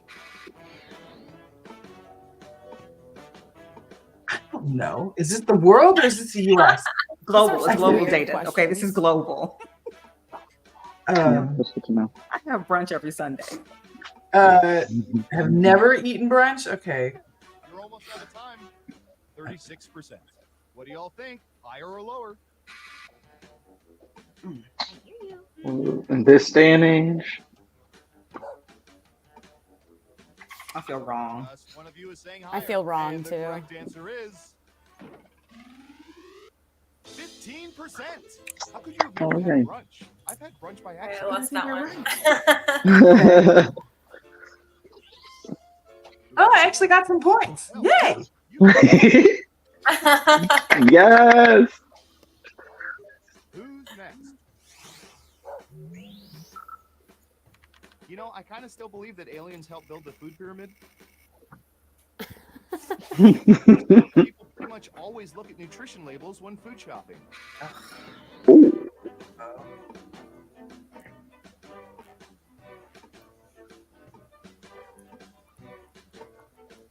45%. Everyone else, higher or lower? I feel like these people are lying, but I might be biased towards And America, Surveil but says True. 21%. When shopping at Oh. McDonald's, it's 0.21%. Well, I guess not everybody's looking these days. all these diabetics and people with insulin resistance. Right? What's going on here? Need to change that up. I hear you. Believe it. Round two, here we come. Okay, so this is where I was going to actually cut it off. Okay, cool. So that was a nice warm up. Yes?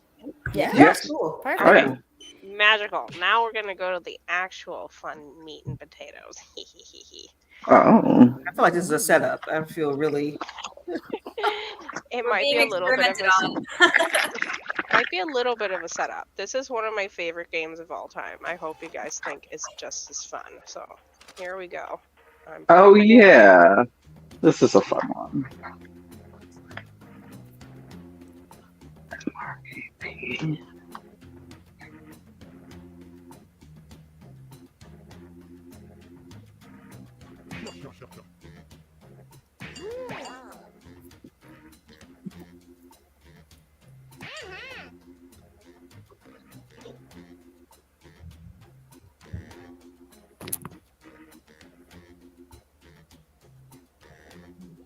Oh, is everybody in? Am I the first one? There. Okay. There now we go. Diggs in. Now everyone's in. Think so. I'm in. My cute little sheep. Everybody's a cute little sheep. Oh, hi, I'm Schmitty. Let's get this party started. Is that everyone? Huh. No, it's fine. You guys will do. This is round 1. You'll see 2 prompts on your device. Answer them any way you want. Each answer will go up against someone else's answer, and everyone will vote on which they like most. It's simple. The more folks who choose your answer, the more points you get. Go. Oh, this is fun. Oh. Oh.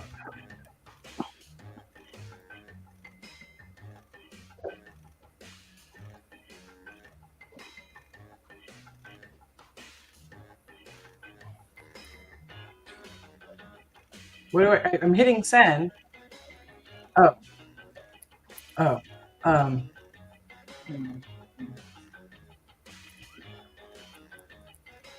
Whoa.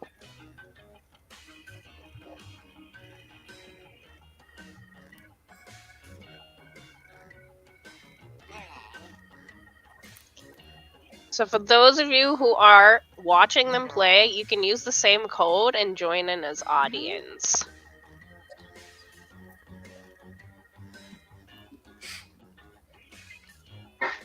I felt really pressured. Like this game was hilarious, but I'm like, what is happening?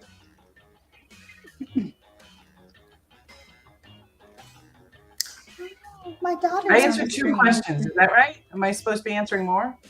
Yeah, there should be more questions. Oh wait, no, I only I got got 2. I got 2. Oh, no. Use a safety quip. Oh, okay. Yeah, you're up. You're good. Oh no, did I just pop out? Oh, it might have popped me out right now. Hold on. Cool. Let's see what's what. Starting things off, the biggest problem with the last Star Wars movie. Okay, voting time. Pick your favorite.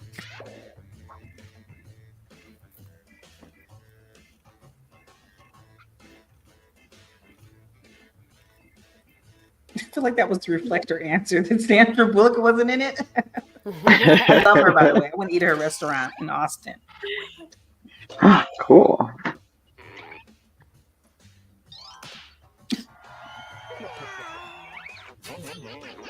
This is adorable.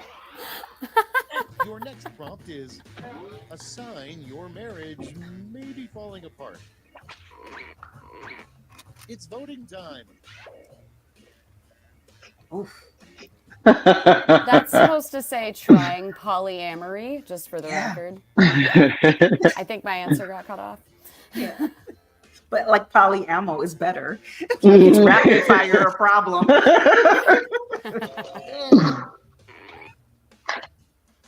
Oh, well, okay. I like trying polyammo, okay? It is too Polyammo funny. is in my vocab now. A terrible name for a hotel, the Blank Inn. Okay, vote.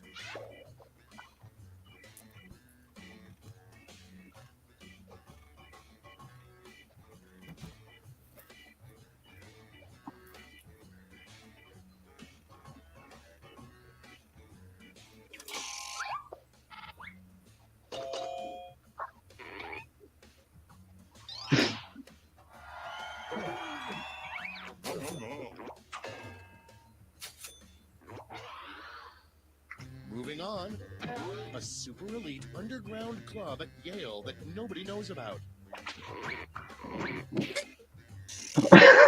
Another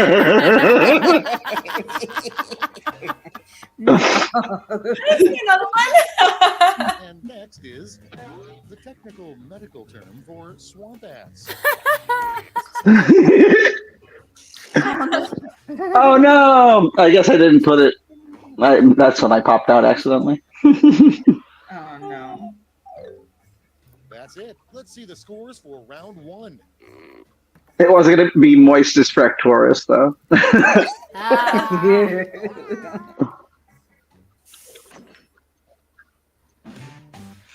Round 2 is I'd totally full party with you devastation guys with at this double the point. points and bonuses. Oh yeah. Oh So it's definitely a good group here. yeah. Okay.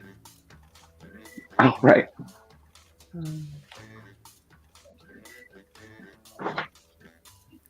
Can I be a little controversial? Absolutely. Please. Okay. I hope I don't Oh, I don't know. piss off too many people.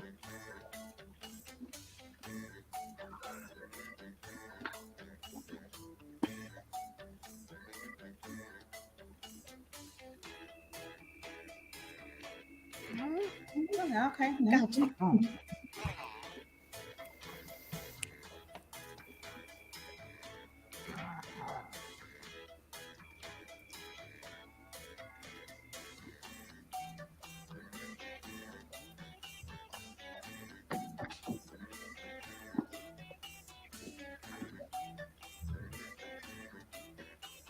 Also, Adrian, it's really good to see you again. Oh, it's good to see you. Yeah, I'm like, yeah. And it's so funny. My daughter is in the stream right now as well. I don't know. I love how human design is bringing people together. Almost out of time. Use Me the too. secret And I like this format is actually so unique. I Yeah. cannot wait to promote Time this for the way big more. reveal. Number 1 on the list. Same. New rule: you should Oh, no. automatically be arrested if you blank. Okay.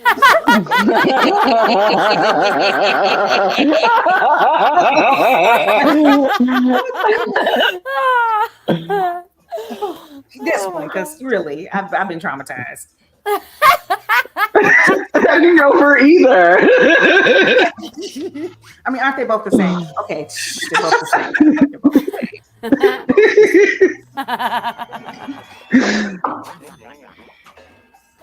Oh, this is too good. Moving on.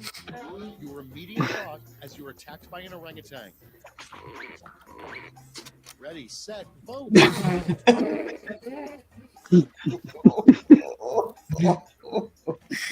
One of these should be run. I mean,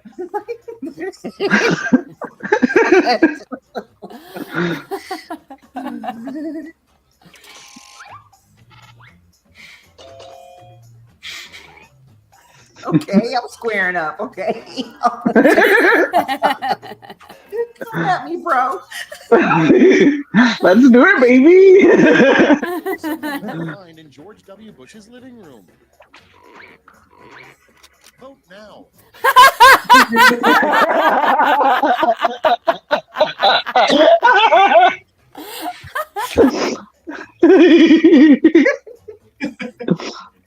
It's too much silliness here. Is this the 1-3? Yeah. Oh man. Oh, this is nuts.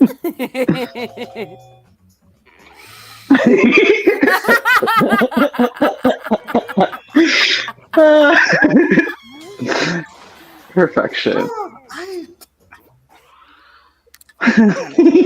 I feel so Heroes should change part of their this. name to blank. Put in your votes.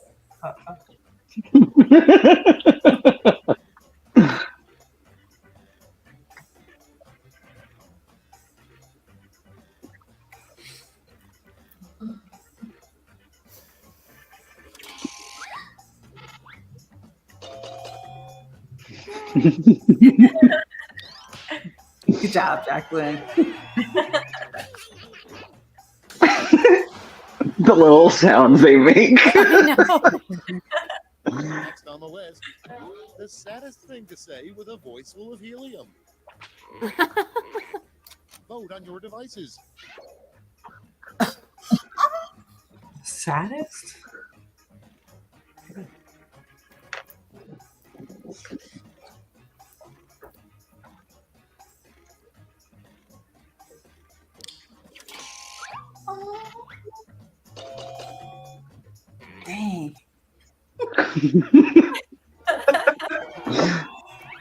I don't think not 1-3 here. Sorry, we No. we sorry we sorry for you though.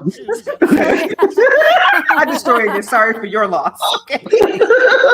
Damn straight. That is a perfect combo. Yes. Okay. This is round 3, the last lash. Everyone's taking aim at the same prompt this time. Oh boy. Oh. Come up with the phrase this acronym stands for.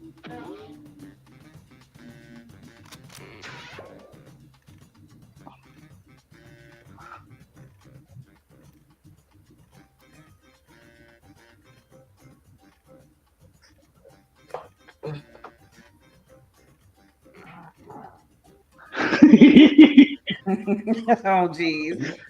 Oh, you could hear me? I wasn't certain because I was in another tab. Oh shit! I got. Ah! Okay.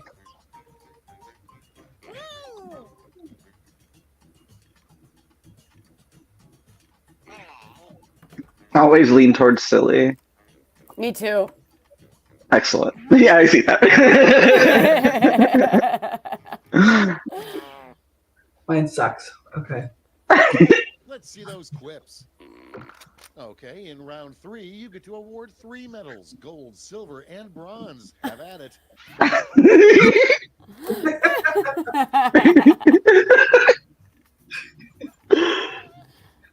These are all wonderful. Oh my They goodness. really are, dude.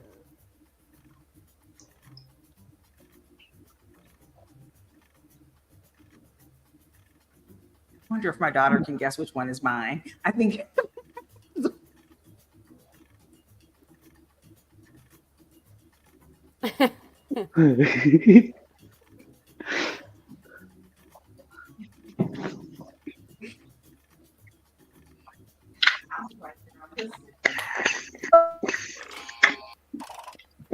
Okay, who's taking home some medals? First, the bronze.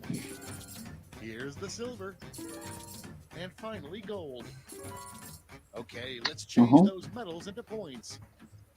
Yes.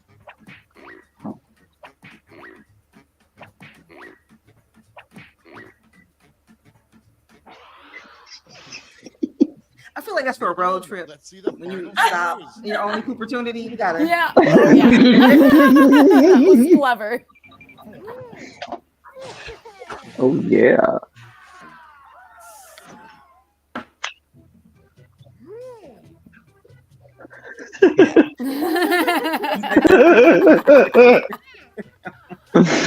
Yes. I love this. I love this a lot. This was great. This was really fun. This is adorable. All right, friends, we have one more game planned, and this is the one that should make you laugh the hardest. So I'm very excited. Well, that's saying something. Mm. I trust you now. I trust that you can actually make people laugh. Like this has really been fantastic. Such a great format. Yay! Okay, I'm gonna adjust the volume because we said we wanted it a little louder, right? Okay, so about here is good. Yeah. Yeah. Should be. I think so. Okay. Escape. All right, get your drawing fingers out. Things about to get crazy. Oh. Oh my.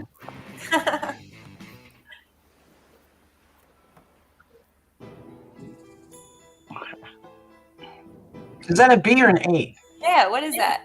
B. B.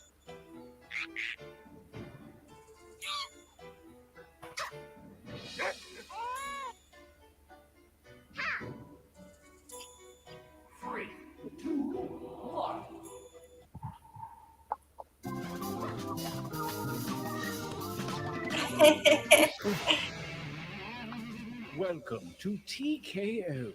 I am the tournament master, and I'm available for your next party or corporate event. But I do not do Sweet 16s. You can thank Kendra for that.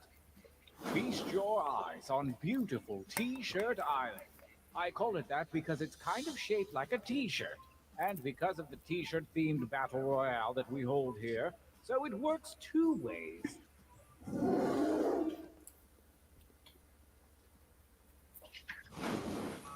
Your winding path to victory starts here at the training grounds. You will use your device to draw 3 drawings. You may draw anything that pleases you. If you need an idea, use the suggestion button. I promise I'm not judging you. Yet. Get your drawing fingers wiggling. It's time to draw.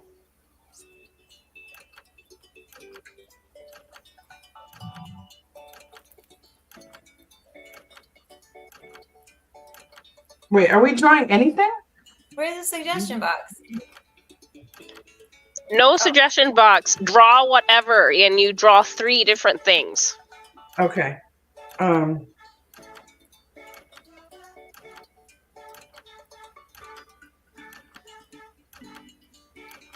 Only suggestion: what you think will go well on a t-shirt.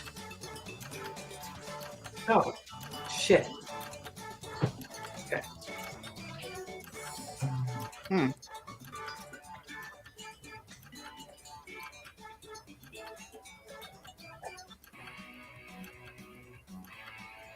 I don't know how to submit my first drawing.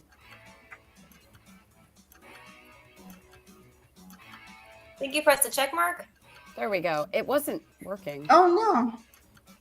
Now it went through. I don't know what my drawing is.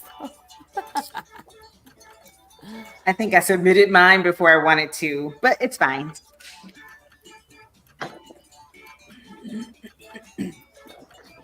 Time goes short. Hurry up and finish already.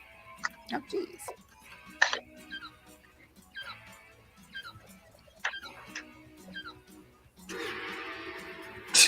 Decent enough. Traditional. This time try changing your bottom. Begin drawing 2. Oh, okay. So this is okay. Another drawing.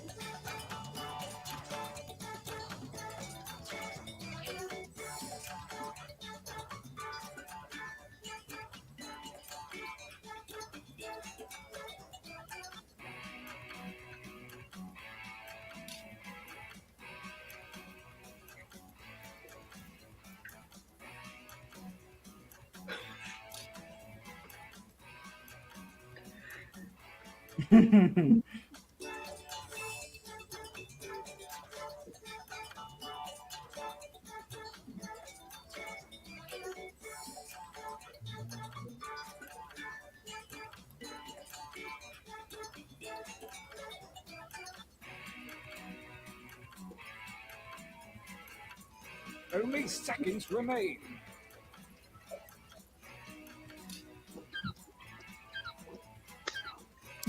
This is so random. Yes. Oh. Really that's with this last one. Begin. Oh, shoot. Okay.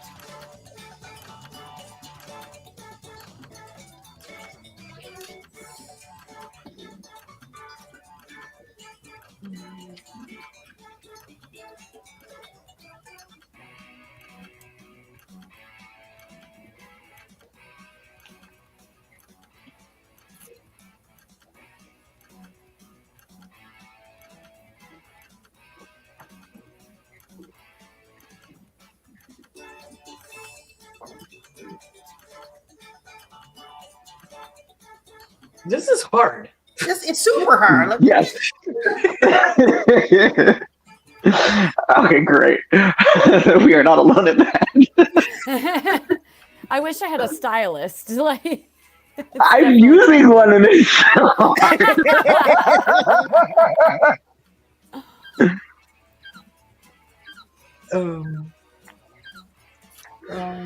This was terrible. I just want y'all to know if you had, that was.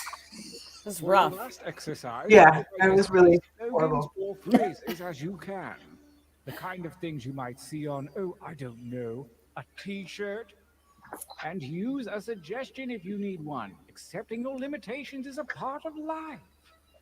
Go! Oh.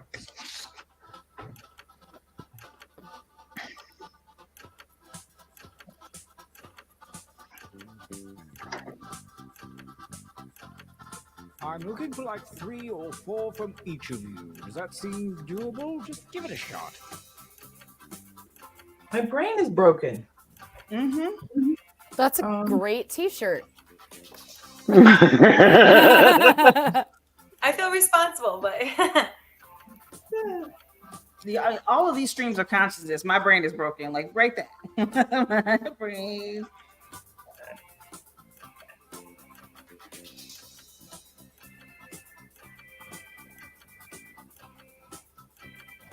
Time is about to expire. You may want to finish up.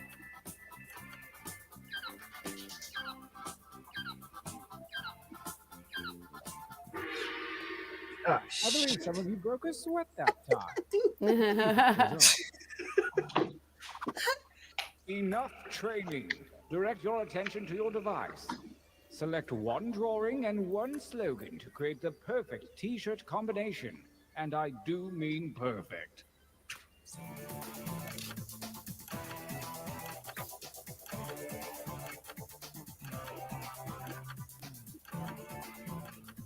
I feel like that's a lot of time for choosing.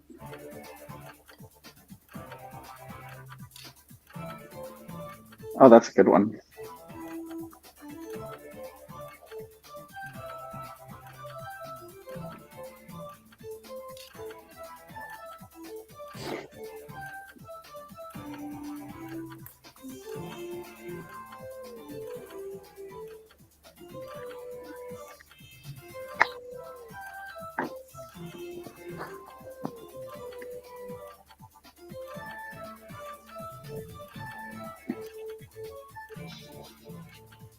That timer's not...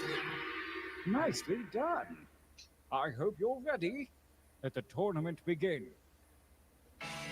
Gauntlet 1.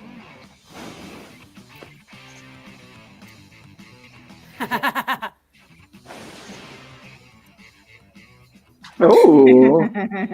Your device. Oh, that's lovely. I'd buy both of them.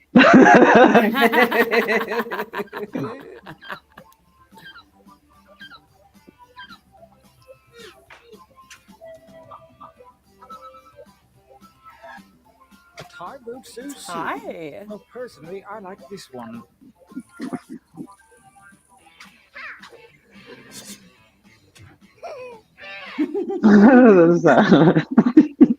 Versus.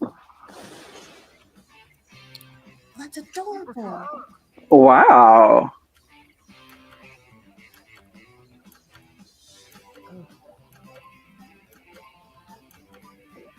I got to vote on mine.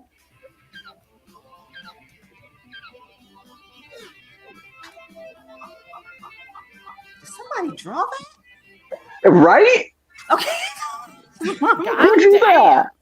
Who's the artist here? Chris? What? No, it just popped up. Oh. Okay. That's wonderful. A new chapter. Here.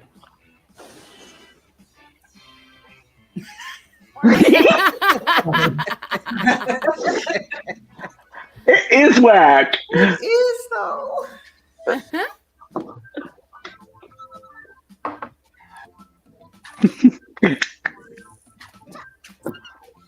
Are you kidding? A shirt of me?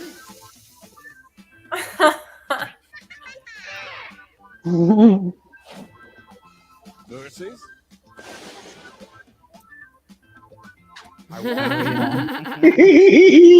Who's the good artist up in here? I don't think Is it Right? Kevin? these. I think these No. came from somewhere. No. Not here with the silence. Absolutely no. I did the sun. That is a good song. That's a pretty song. That's good. That's real good.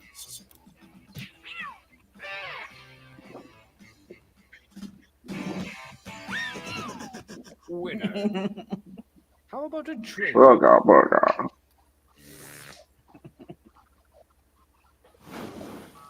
Use your devices to enter one new drawing and as many new slogans as you wish. Make me proud. Go! Go where, sir? What are we doing? A new t-shirt design?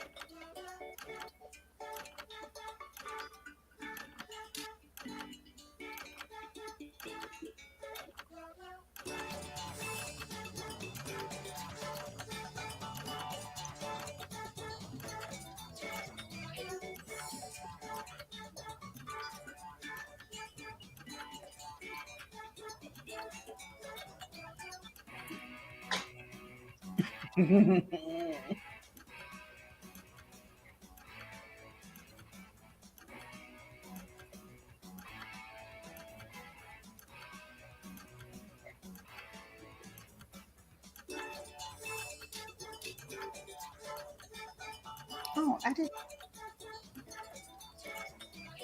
I think we're doing the writing portion next. Okay, gotcha. Now I understand. Yeah. Something.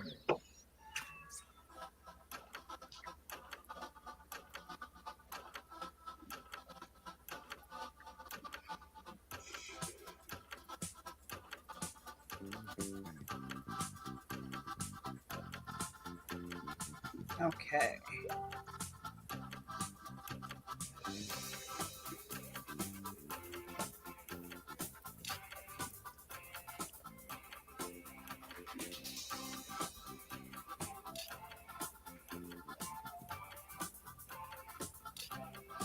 Make haste before time runs out.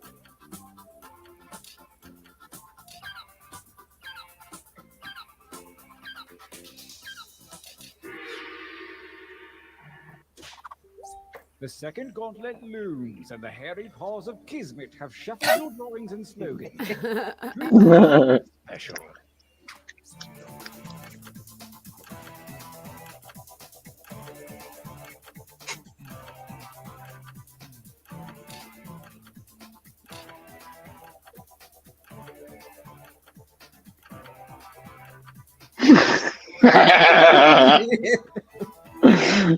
All right.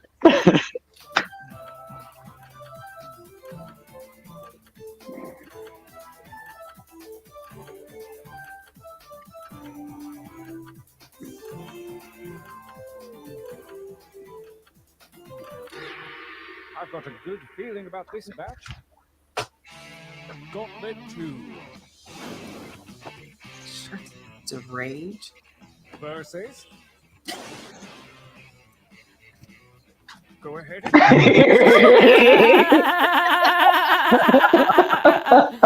I can't pick. I can't Right? pick.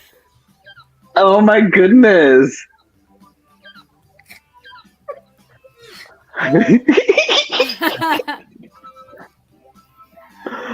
That's too- This is too good.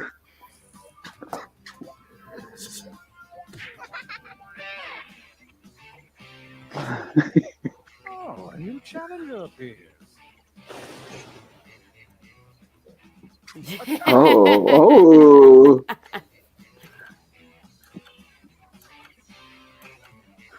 Speaks to my teenage years. Yeah. It's perfect. It's nice and dark.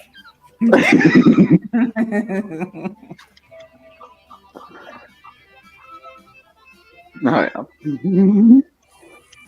yeah. Yay! I love that one, actually. Can I have that Alright. shirt? I We're actually gonna made a purchase this painting like merchandise. that. Oh, awesome. Yeah. This ain't my first rodeo. With that face. This is so silly. I drew that. Yes. That is dope.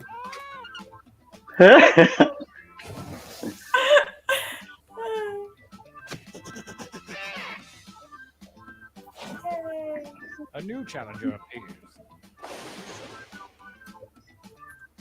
Battle.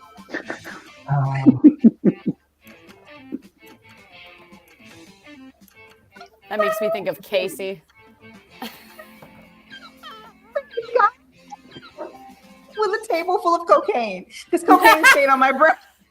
That brought drugs to the party. Love it.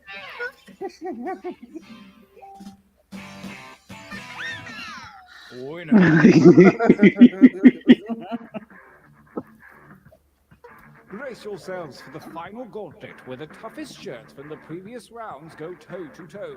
Prepare to be vote. Shirt gets real.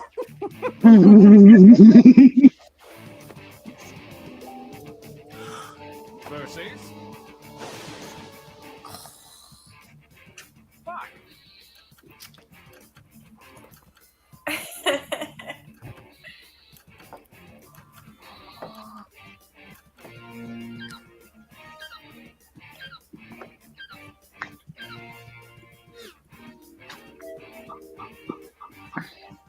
Yeah. Oh yeah. I love Oh, yeah. Chaps Man. I would totally Yeah, wear that's so that. perfect. Especially with a cat. Like, That was my cat. I picked that one. Chaps my ass for that cat. It's so perfect. Sugar booger. booger. I drew Oh the my sugar goodness. booger picture. I love the sugar booger picture. I chose the phrase. I'm just like, this works. Yes. Yes. That's a hard one. yeah. Oh yeah.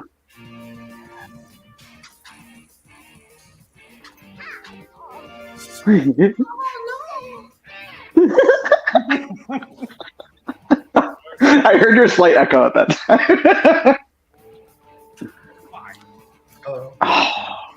God damn. Yeah. And none of us drew that one? No. No. Oh wow. I want to keep it in the fan then. Me too. Yeah. Yeah. I'm a traitor. Oh, Oh, wait. Oh, that was mine. Okay. I'm really loyal to myself. That's what it is. Yes. Yeah, we should do this more often. That is so great. That was so fun. Oh my gosh, guys. that was great. Yay! That concludes our party. Oh my gosh. Thank you all so much for coming. I hope you had fun. And you have any closing words you want to tell our audience? Well, Thank if you're you. a human, yeah, thank you so much. If you're a human design professional, find me on either Facebook. We have a human design professionals group. So people who give readings, do readings for other people, you're welcome to come and find us. We're at myspirio.com. That's myspiro.com. Or you can find me on Facebook. My name's Adrienne Roach, like the bug. Excellent. Yes, this is where you put your plugs in. Excellent. Put your plugs. Feel free to also, Adrian, put it in the chat. And then, yes, Jacqueline, do. Kristen, Giggles, Taya, have anything you want to tell anyone about what you're up to, where they can find you? This is your chance. If anybody is looking for a therapist, I'm a behavior analyst and therapist. I have a company called Rhythm of Change. I work with young girls and women, and I do groups for people who have anxiety symptoms and working on anxious behaviors, reducing anxious behaviors, and embracing wellness. So if you want to work with a reflector, I'm a good mirror for you. Okay, cool. We should definitely link up. Where do you live? New York. Okay. I live in Michigan. Oh, cool. I do everything on Zoom, so it's all, all accessible. Okay. Where can I find you? Rhythm of Change is the website. I'm going to leave it in the chat just in case anybody wants to sign up.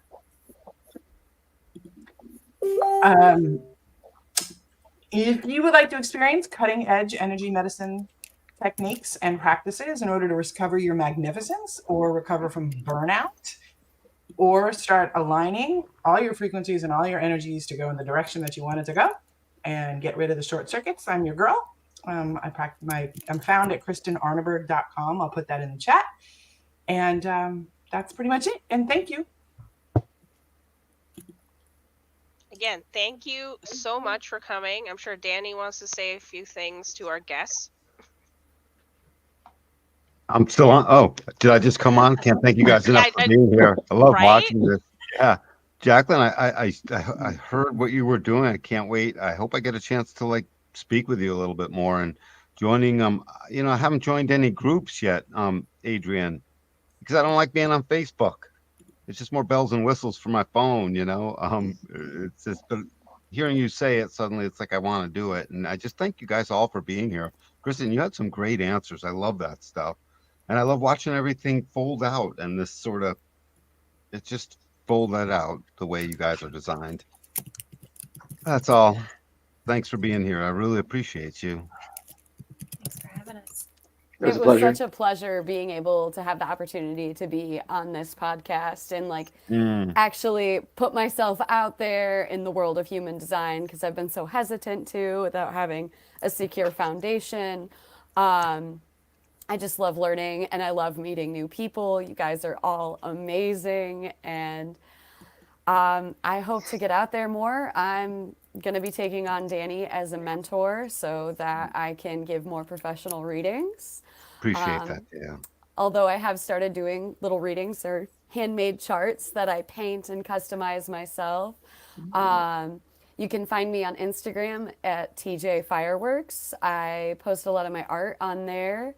And I just became a certified yoga teacher with a few more steps to take in order to fully manifest that. And I hope to tie in human design into that, because yoga has been a great way for me to actually get in touch with my body and has furthered my own integration of this experiment. So two last things I would just add. Maybe I brushed over it just a hair too quick, but Jacqueline, I'm gonna reach out to the website. That's .com, right? Yeah, I'm a licensed analyst. I love. Will you get it, or do you have a team working or something? Because I want to make sure I'm just gonna reach out on that website. I guess is the best way to get to you. Yeah, absolutely. I'm on Facebook too, Jacqueline Shaw, SHAW. Okay. I'll try and find it. You can reach out through email too, rhythmofchange.sales@gmail.com. All right, cool. There's Moana has that information, right? Yeah, I just put it in the private chat. Save it, Moana, please. Pretty please. Okay. And Kevin, you're somewhat sort of new at all of this, right? And when I say new, it's like you've seen it for a while, but you've started your experiment in the last year or so, or something like that, too. Right. It's definitely been less than a decade. I'd say 4 or 5, dabbling here and there. I want to pitch in. Projectors, we need you guys, man. You provide direction whether you mean to or not. It's this thing. Your aura, it penetrates. And it's part of a genetic strategy to make everyone suddenly have to look inward. So every time you're around, you're correcting us by virtue of your existence. Never mind that you also say stuff, No,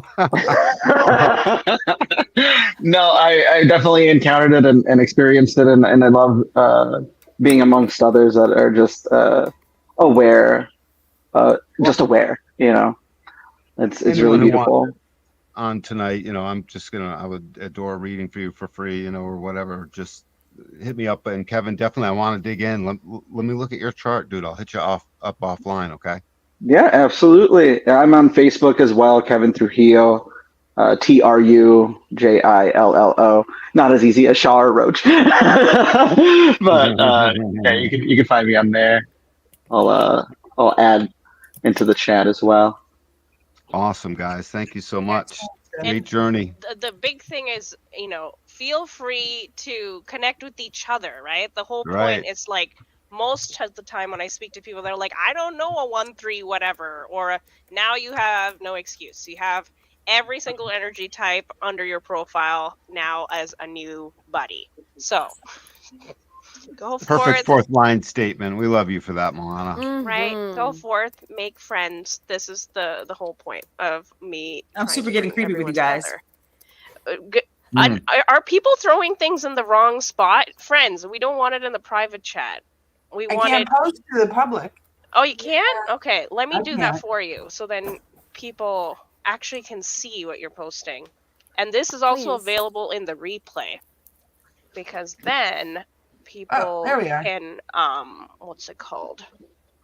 So everyone who's like, I want to connect with our lovely guests, all of their links are going to go up into the comments section. They all do amazing work in their own right. So please do go check them out. That's one of the other reasons we bring on the guests that we do, so we can share the love of all the different types and their energy and things that only they can do and no one else. Hey, Moana, Yes. forgive my computer illiteracy, but like, how do I transfer all these things? Will that be? Can you make We that will, easier? For yeah, me? yeah. We will talk after we let everyone leave. We're gonna do our post-stream powwow. But yes, that is it for us, friends. All the links are now in the chat. So for those in the viewership, thank you again for watching and hanging out with us. This is the first time we've ever tried something like this. So if that you want to see more of this kind of fun shenanigans, please do let us know. Guess, did you like this kind of experience, or were like, this had nothing to do with anything? Why am I here? I want to make sure. It was good. No, it was I fun. It was absolutely stupendous. It was great. Beautiful. Perfect. This is You the know how first to time, throw it, so Moana. yay. Okay, I'm so glad. So with that, I will take our guests off and bid Take it everyone easy, adieu. everyone. Danny, Bye, don't run Jen. away. Yeah. Bye. Bye, Jacqueline. Okay.